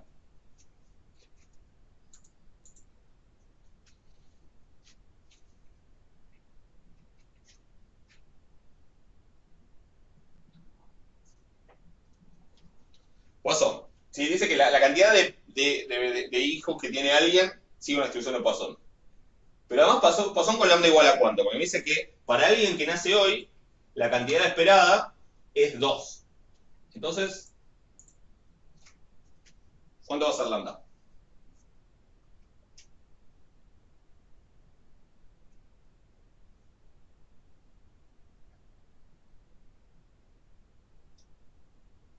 Si la esperanza de I es 2, ¿cuánto va a ser lambda?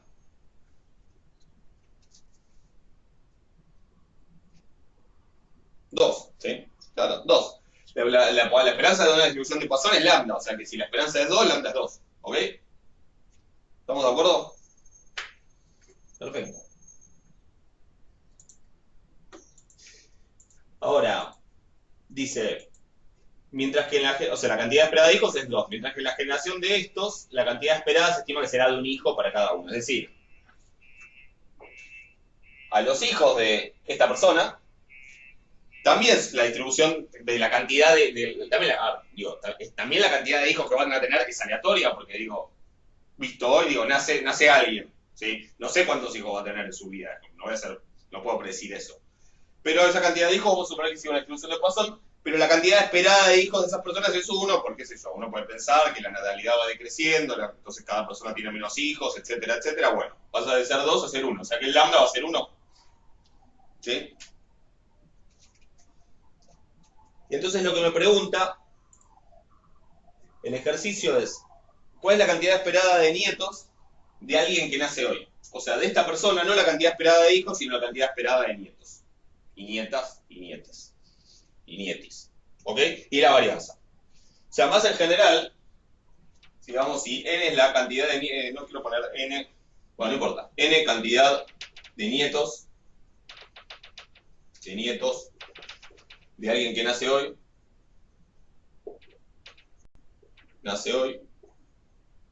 habrá que ver esa n, qué distribución tiene, qué esperanza, etc. ¿Sí? La distribución de hecho no la voy a poder calcular con nombre, digamos, decir, es una distribución tal, pero se pueden hacer cuentas, ¿sí? ¿Por qué? Porque ¿cómo calculo la cantidad, digamos, cómo surge la cantidad de nietos que tiene una persona? ¿Cómo se cuentan los nietos de una persona?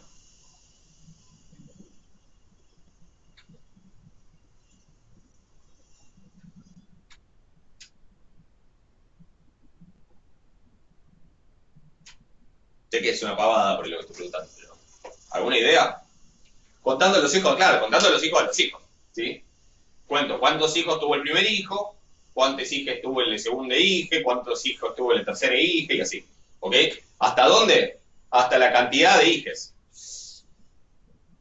Y la cantidad de hijos que tuvo esa persona también es una variable aleatoria. Entonces acá yo voy a tener que hacer la cantidad de hijos que tiene la primera persona, el primer hijo, más la cantidad de hijos que tuvo el segundo hijo, más la cantidad de hijos que tuvo el tercer hijo, hasta la cantidad de hijos que tuvo el último hijo.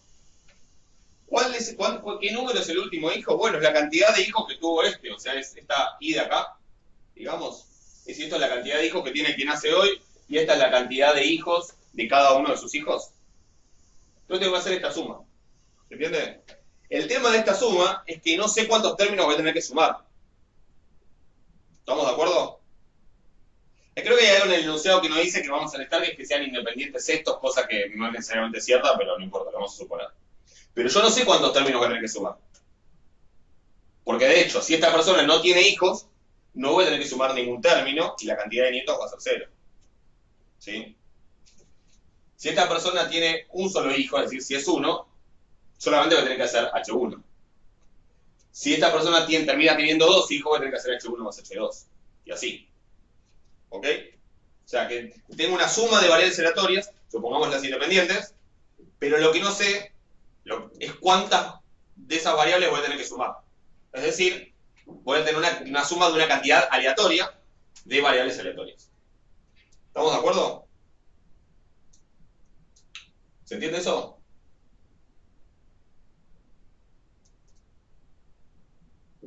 En principio, ¿cuál es el problema y cuál es la dificultad de esto? ¿Sí? O sea, voy a tener que sumar variables aleatorias, pero no sé cuántas, porque esa cantidad también en sí es aleatoria. Va a depender de, bueno, qué termine pasando en la vida, digamos, en la vida de todas esas personas. ¿Sí? Que sería como el resultado del experimento aleatorio, es esperar a ver qué le pasa en la vida a todas estas personas, y eso es el experimento aleatorio. ¿Sí? Y les va a pasar una cantidad de cosas que en particular va a hacer que cada uno tenga una cantidad de hijos y que el padre de todos esos también tenga una cantidad de hijos que son todos esos. ¿Estamos de acuerdo? Entonces, esto entra dentro del marco de lo que vimos al final, creo, de la última clase, la que correspondería al lunes, la clase 9, que es cuando yo tengo la suma de una cantidad aleatoria de términos, x1 más x2 más xn, donde esta n también es una variable aleatoria. ¿Sí? Donde son todas variables aleatorias independientes y donde la n también es independiente de las x. Y además estas, además de ser independientes, todas con la misma distribución, idénticamente distribuidas. ¿Ok? Obviamente esto es complicado, porque para ver la distribución de esto hay que analizar un montón de casos. Si uno tiene que ponerse a hacer, yo no sé si sé los ejemplos, digamos, pero si uno tiene que ponerse a ver, por ejemplo, la probabilidad de que S sea 2, bueno, para que S sea 2 tengo que analizar un montón de casos, porque sería la probabilidad de que N sea 1 y que X1 sea 2, o también podría pasar que N sea 2 y que este sea 0 y este sea 2, o que este sea 1 y este sea 1, o que este sea 2 y este sea 0, o que N sea 3 y entonces este sea 0 y este sea 0 y este sea 2, o sea, todas las posibles combinaciones que me dan 2, y así. Eso es un lío, es medio inmanejable, con lo cual parece ser que resolver un problema de estos va a ser imposible o por lo menos un desastre. ¿Sí? Sin embargo, ahí es donde la FGP tiene una propiedad súper interesante. ¿Sí? Que vimos en clase que cómo se obtiene la FGP de esa variable S, de esa suma de una cantidad aleatoria de términos. ¿Haciendo qué cuenta? Es una operación bastante simple, digamos, dentro de lo terrible, dentro del desastre que es esto, es una operación que es bastante sencilla. ¿Cuál es? ¿Alguien lo vio? ¿Se acuerdan? ¿No hacíamos Sí, la exactamente. composición? Perfecto. Una composición de otras dos FGP. ¿Cuál es? Bueno, la FGP de esta n que me da la cantidad de términos, bien.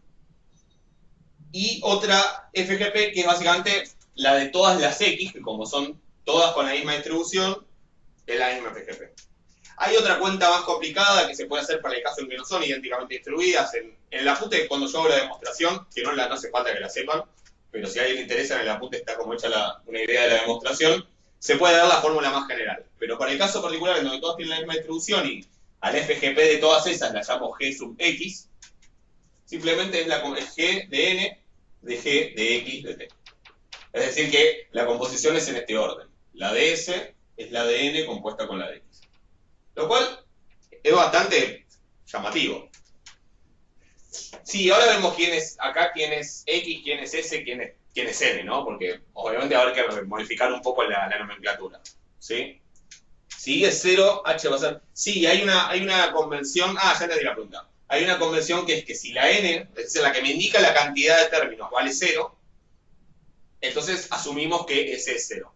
¿Sí? Es como un caso aparte. Que tiene una explicación que es porque básicamente estás sumando nada. Y cuando sumas nada, se llama una suma vacía y da cero, por convención. Salvo que digamos lo contrario, se asume que si no sumas nada, da cero. Así como se asume que si no multiplicas nada, vale 1. Se llama suma vacía y producto vacío. ¿Ok? Así que ese caso ya está como incluido dentro de esa convención. Así que bueno.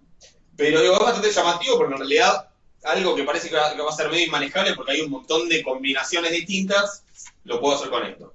Y después, una vez que yo tengo el FGP de S, puedo hacer un montón de cálculos, como por ejemplo la probabilidad de que S sea 2. ¿Se entiende? Entonces, vamos a tratar de usar esta idea para reconfigurar el problema este de les hijes y les nietes. ¿Sí? La cantidad de términos, el n acá, es la i, es decir, es la cantidad de hijos que tiene el que nace hoy. ¿Sí? Entonces, para no complicar la notación, vamos a llamar n a este. ¿Estamos de acuerdo? Y la cantidad de hijos de cada uno de los hijos serían estas h que vienen a cumplir el lugar de las x. O sea que estas serían las xy. La cantidad de nietos de esa persona que nace hoy, entonces es la suma, que es la que venimos llamando S. O sea, antes le puse nombres relacionados con lo que representaban, bueno, ahora los acomodamos en términos de cumplir, de entrar dentro de esta convención. ¿Ok?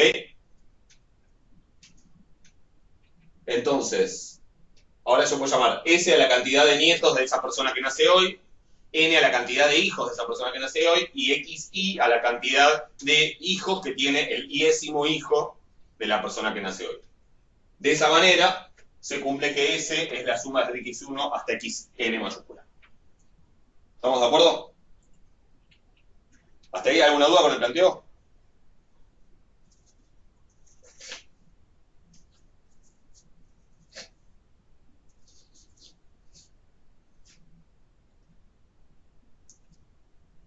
¿Estamos?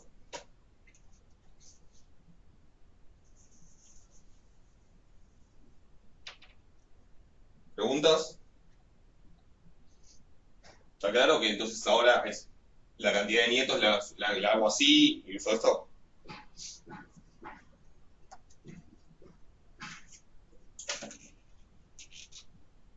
¿No? ¿Sí? Sí, perfecto, gracias. Gracias, Matías. Bueno, entonces, sigo.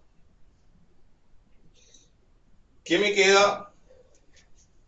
¿Quién va a ser acá G de n? ¿Sí? La función generadora de momentos de n. Bueno, es la de una Poisson con lambda igual a 2. Tengo que ir a ver la FGP, no sé qué dije.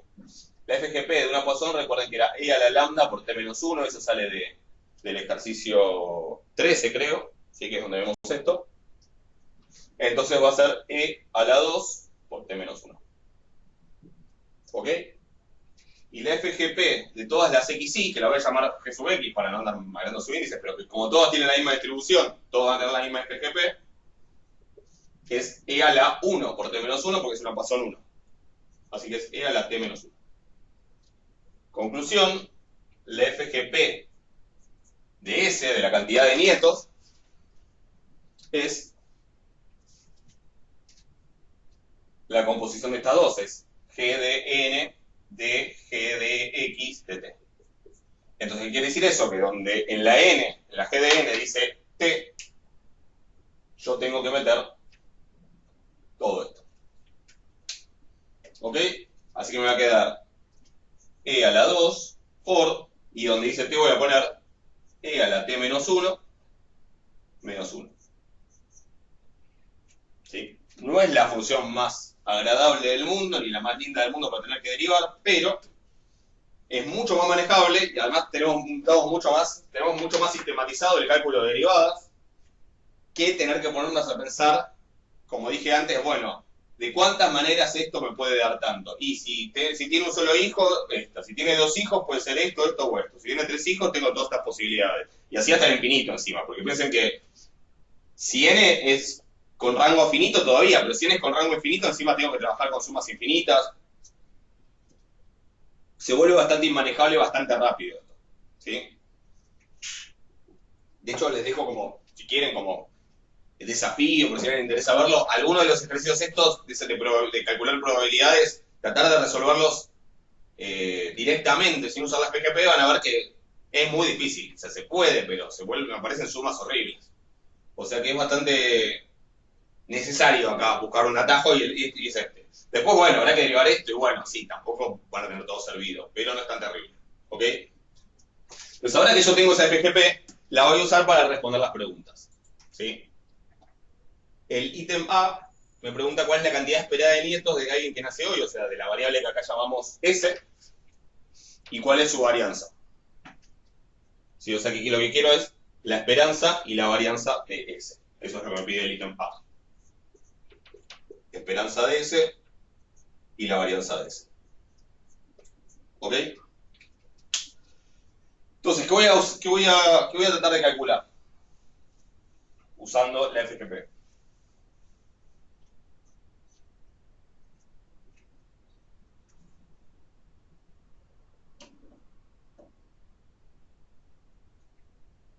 Que la conozco y ahora que es esta. La idea de G en 1. ¿Por qué? Porque eso que me va a dar el momento factorial de orden 1. ¿Sí? Yo voy a calcular phi sub 1, que es la derivada de G en 1. Y también voy a necesitar qué cosa. Porque para después de alguna manera llegar a la varianza. Voy a necesitar phi sub 2, que es la derivada de G en 2. ¿Ok?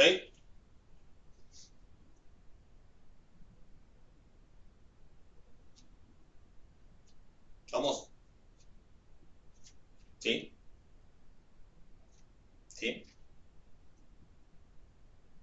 No, ok, perfecto, no. Gracias. Bien. Perdón que me divierta con esto, pero es medio lo que tengo para divertirme. ¿Ok? Nada, en serio, para insistir porque después es muy fácil equivocarse. Y un poco me divierto también, no les voy a mentir. Entonces, no, phi sub 2 es también en 1, solo que es la derivada segunda. ¿Sí? En 1 es para que aparezcan momentos factoriales. El orden de la derivada es lo que me da el momento, ¿ok? ¿Estamos? Perdón. No pude evitarlo. ¿Estamos de acuerdo? Entonces, bueno, tengo que calcular esto y esto. Ojo, phi sub 1 es la esperanza de ese. Phi sub 2 no es la varianza. Así como M2 tampoco es la varianza. ¿Sí? O sea que después veré cómo calcular eso. Pero bueno, en principio hagamos esas cuentas. ¿Ok? Entonces las voy a hacer acá arriba. Vamos a...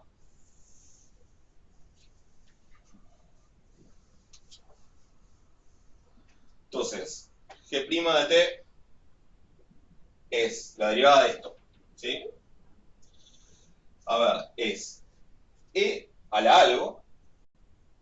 Así que la derivada de eso es E a la esa cosa de vuelta. E a la T menos 1, menos 1. Y ahora es por la derivada, digo, regla de la cadena, no se olviden, ¿sí? Acá es lo importante. Ahora es por la derivada de esto. Si quieren lo escribo, es por la derivada de 2e a la t menos 1, menos 1.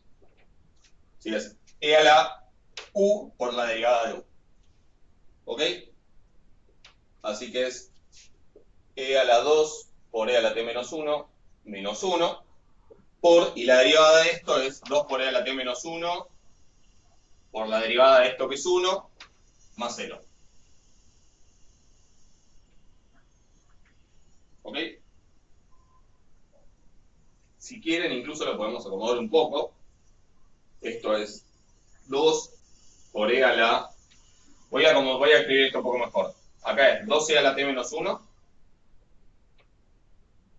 menos 2, y ahora le sumo este, el t menos 1, más t menos 1, ¿sí? El 2 este lo puse adelante y me termina quedando t menos 3. Creo, si no me estoy equivocando las cuentas. Después cualquier cosa, si me equivoqué me dice. ¿Estamos? O sea, esa es la derivada en 1. Y ya que estamos, hagamos la derivada segunda, que lo voy a necesitar también. La acomodé básicamente por eso, porque tengo que volver a derivar, si no la dejaba como estaba. Pero bueno, para la derivada segunda, misma idea, es 2 por e a la todo esto, por e a la 2e a la t menos 1 más t menos 3 por la derivada de todo esto. La derivada de todo esto es 2e a la t menos 1 más 1 menos 0. O sea que se acabó esto. ¿Ok? Así que, y la dejo ahí porque ahora ya no tengo que derivar más, creo. ¿Estamos de acuerdo?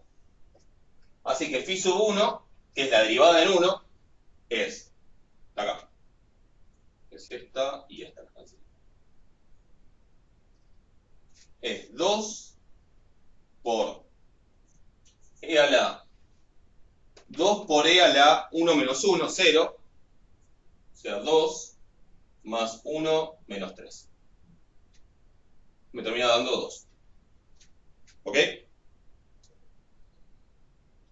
Y phi sub 2, que es la derivada segunda en 1, es 2 por e a la, creo que de vuelta, ¿no? 2 por e a la 0, 2 más 1 menos 3, o sea, esto me vuelve a dar 0 arriba, por 2 e a la 0 más 1. Y esto es 1, y esto es 2 más 1, 3, me da 6. ¿Ok? Así que la esperanza de 2 y la varianza de 6. ¿Ok? No, bien, rápido. Ya está. Ahora no me va a ser tan fácil engancharlos. Bien, gracias.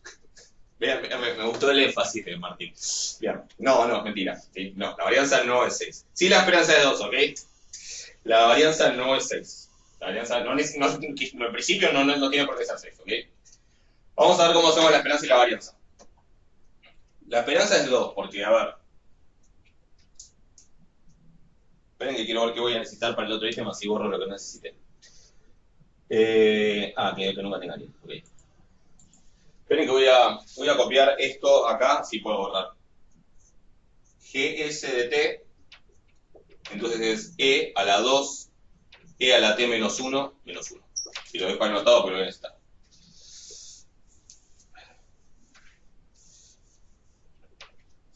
Phi sub 1 es la esperanza de z a la 1. Perdón, z no, s a la 1. Esa es la variable. S a la 1 con paréntesis. ¿Sí? El problema factorial del orden 1.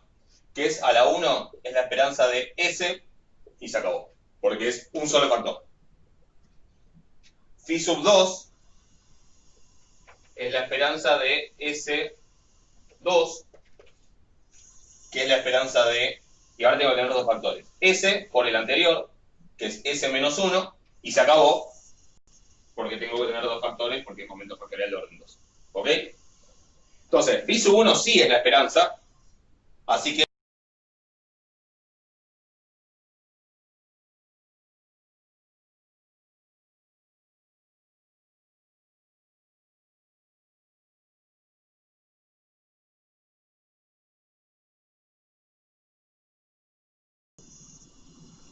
ok. ¿Me ven ahí? ¿Sí? ¿Todo bien? Ok. Sí, sí. Perfecto. Entonces, phi sub 1 sí es la esperanza de S, así que la esperanza de S es 2. ¿Ok? Esa está. Para la varianza tengo que trabajar un poquito. Una opción es usar que la varianza es M2 menos M1. ¿Sí? Pero para eso necesito ver quién es M2. M1 sí lo tengo. ¿Cuánto es M1? Perdón, M2 menos M1 al cuadrado. Voy a borrar acá que yo ya no lo necesito.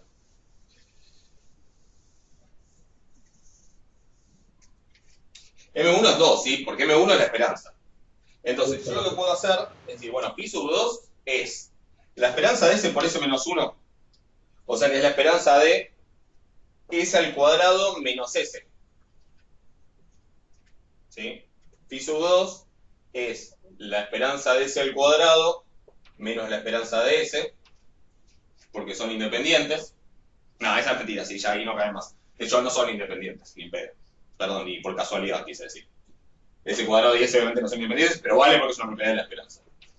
esperanza de S cuadrado menos esperanza de S, y esto es M2 menos M1. ¿Sí? Así que M2 es phi sub 2 más M1, o incluso si quieren pueden decir que es phi sub 2 más phi sub 1. ¿Ok? O sea que en este caso yo puedo decir que M2 ¿cuánto es?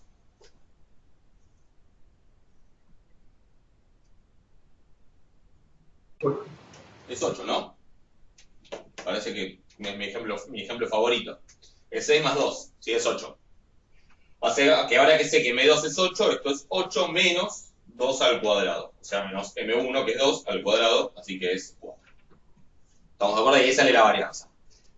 O sea que el M1 es igual a Phi1, pero el M2 no es igual a Phi2 y tampoco es igual al mu2, que sería la varianza. ¿Sí? Porque la varianza en realidad es mu2, el momento centrado en 2. Esos son todos distintos. ¿Estamos? Si quieren, igual también se puede buscar una fórmula para la varianza, así como tenemos la fórmula de la varianza en términos de los momentos naturales, podemos buscar una fórmula de la varianza en términos de los momentos factoriales, porque en realidad yo puedo decir, bueno, la varianza, o sea, mu2, es M2 menos M1 al cuadrado, M2 es Phi2 más Phi1, y M1 es Phi1, así que sería esto. ¿Sí? Esta sería una fórmula para la varianza en términos de aumentos factoriales. Si quieren la usan, ¿sí? O sea, anótensela y si quieren la usan directamente. ¿Sí? Si no, bueno, se buscan el M2 usando esto y listo. Pero digo, no, hay que tener cuidado, ¿sí? Sobre todo cuando en un examen. ¿Por qué? Porque uno llega acá, armó todo, derivó de vuelta, acomodó, le evaluó en 1, etcétera, llega un número y dice 6, listo, la varianza es 6, pero yo sé que por ahí lo sabe, igual no se lo voy a dejar pasar de todas maneras, pero digo, es muy fácil llegar acá agotado y ya podrido de todo y decir, bueno, la varianza es 6, porque ya está. No, terminan de hacer una cuenta, sobre todo si es una cuenta pesada, y paran y piensan.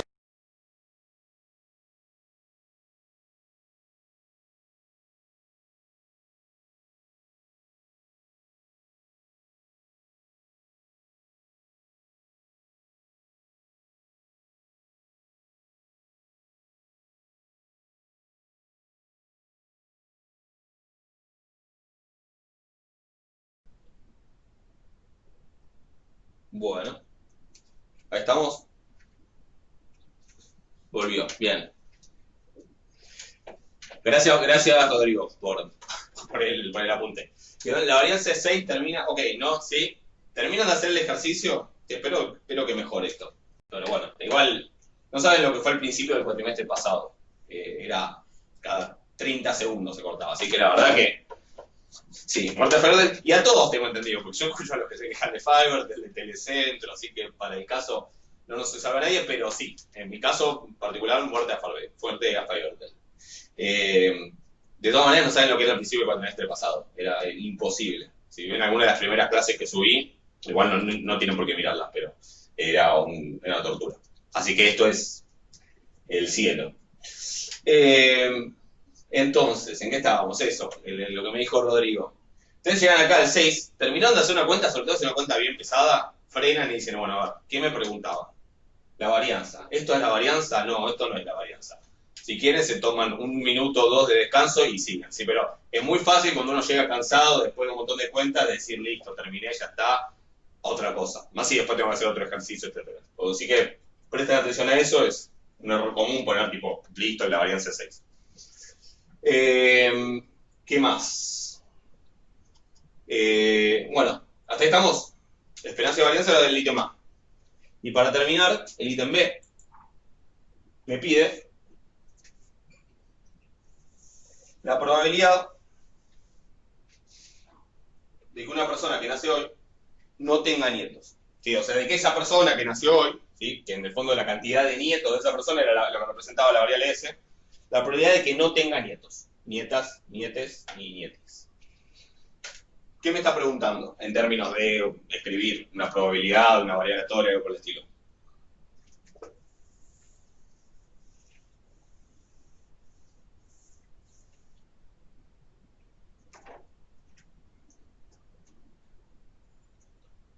Que la cantidad de nietos sea 0. Claro, la probabilidad de que la variable S valga 0, esa es la que mide los nietos, así que la probabilidad de que S igual a 0.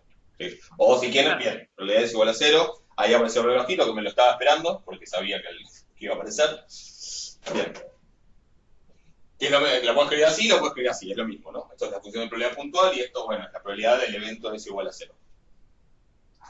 Entonces, ¿cómo calculo eso?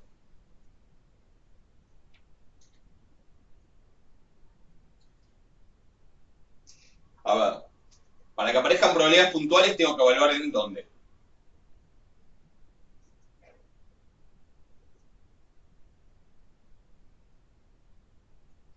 Otro relojito, bien. En 0, si tengo que evaluar en 0. Para que la probabilidad puntual sea la probabilidad puntual, este 0 me dice probabilidad puntual. ¿Ok? No tiene nada que ver con este 0 de acá. ¿Estamos de acuerdo?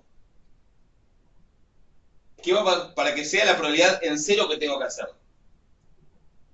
Me falta el dividir. Perfecto, ahora lo voy a poner. ¿Qué tengo que hacer? No derivar. Tengo que derivar 0 veces. Si quieren pongan derivada de orden 0. Pero la derivada de orden 0 es la no derivada, es la función como está. La tengo que derivar 0 veces, perfecto, para que sea la probabilidad de 0, ¿sí? Y para que sea una probabilidad puntual, necesito que se evaluar en 0. Y obviamente, cuando son probabilidades puntuales, no me tengo que olvidar de dividir por el factorial de 0 en este caso. Si quieres ver la probabilidad en 1, el factorial de 1. Yo sé que el factorial de 0 es 1 y no me va a cambiar nada, pero mejor escribirlo para acostumbrarme, cosa que el día que sea 2 no me lo olvide. ¿Ok? Entonces, bueno, esta sale fácil porque la función, por eso la dejé acá anotada la función. ¿Sí? Así que esto va a ser simplemente, no derivo nada, es e a la 2 por e a la 0 menos 1, o sea, por e a la menos 1, menos 1. Eso dividido 0 factorial, que es 1, y bueno, da esto. ¿Sí? Hagan la cuenta, no me acuerdo cuánto da, pero está ahí la respuesta en el apunte, y eso, obviamente, si no le llega a dar 0, algo, si le llega a dar 1,3 o menos algo, no lo escriban el resultado mejor, ¿sí? Antes que ponerlo. ¿Ok? Chequen en la cuenta. Pero da eso y eso es algo entre 0 y 1. ¿Ok? Eso es una probabilidad. ¿Estamos de acuerdo? Si quisiera la probabilidad en 1, y si tendría que agarrar la derivada primera, 0,28, gracias. 0,28, gracias. Bien, gracias. Entonces, si quiero la probabilidad en 1, tendría que evaluar la derivada primera que ya la hicimos en 1. No, en 1 no. Lo dije sin querer, no era, que ya no estaba. La derivada primera en 0 de vuelta. Y dividir por 1 factorial. Si quiero la probabilidad en 2, tengo que agarrar la derivada segunda en 0 de vuelta. Siempre en 0 porque son probabilidades puntuales. Y dividir por 2 factorial. Y así. ¿Ok? Fíjense, insisto, que si yo hubiese tenido que hacer esto sin la FGP, para calcular esta probabilidad de que ese sea 0, yo tenía que analizar un montón de casos. ¿Cuáles eran esos casos? Bueno, un caso era el caso en no tuvo hijos y por eso no tiene nietos. ¿Sí? Es decir, no tuvo hijos. El otro caso es sí tuvo hijos, tuvo uno, y ese único hijo no tuvo hijos. Por eso no tuvo nietos. El otro caso es tuvo 2 hijos, o hijas, y el primer hijo no tuvo hijos, y el segundo hijo tampoco tuvo hijos, y por eso no tuvo nietos.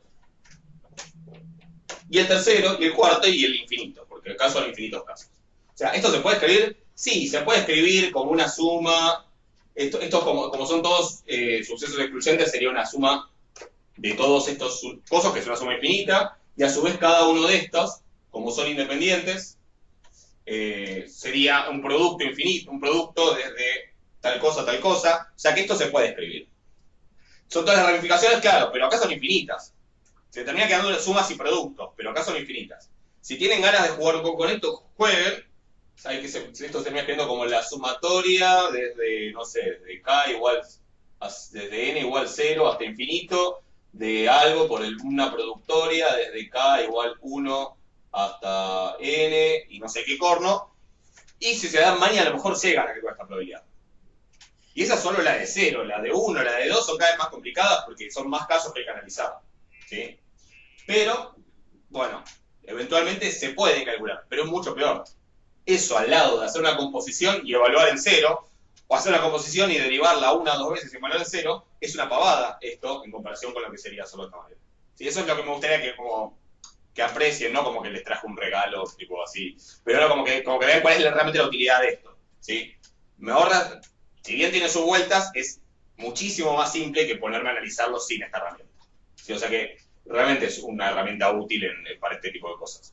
¿Sí? Y después les va a pasar, por ejemplo, en econometría no, pero en estadística vectorial les va a pasar que van a tener que ver este tipo de cosas, ¿sí? Y en otras materias, y ahí va a ser muy útil esta propiedad del FGP. ¿Ok? Bueno, ¿alguna pregunta?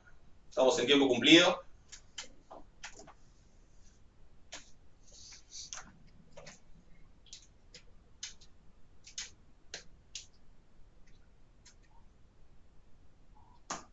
Bueno, si no hay dudas, clase que viene, el miércoles, tenemos clases 10 y 11, tienen que ver, ¿sí? Son todas clases ya sobre los temas de la práctica 2, distribución conjunta, distribución condicional.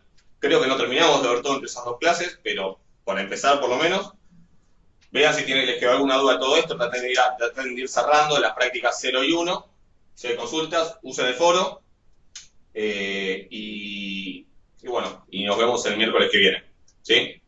Cualquier cosa me escriban. Bueno, buena semana, que anden bien, cuídense. Chao, igualmente, suerte, gracias. Hasta la próxima. Nos vemos. Después subo la clase, ¿sí? Chao. Nos vemos.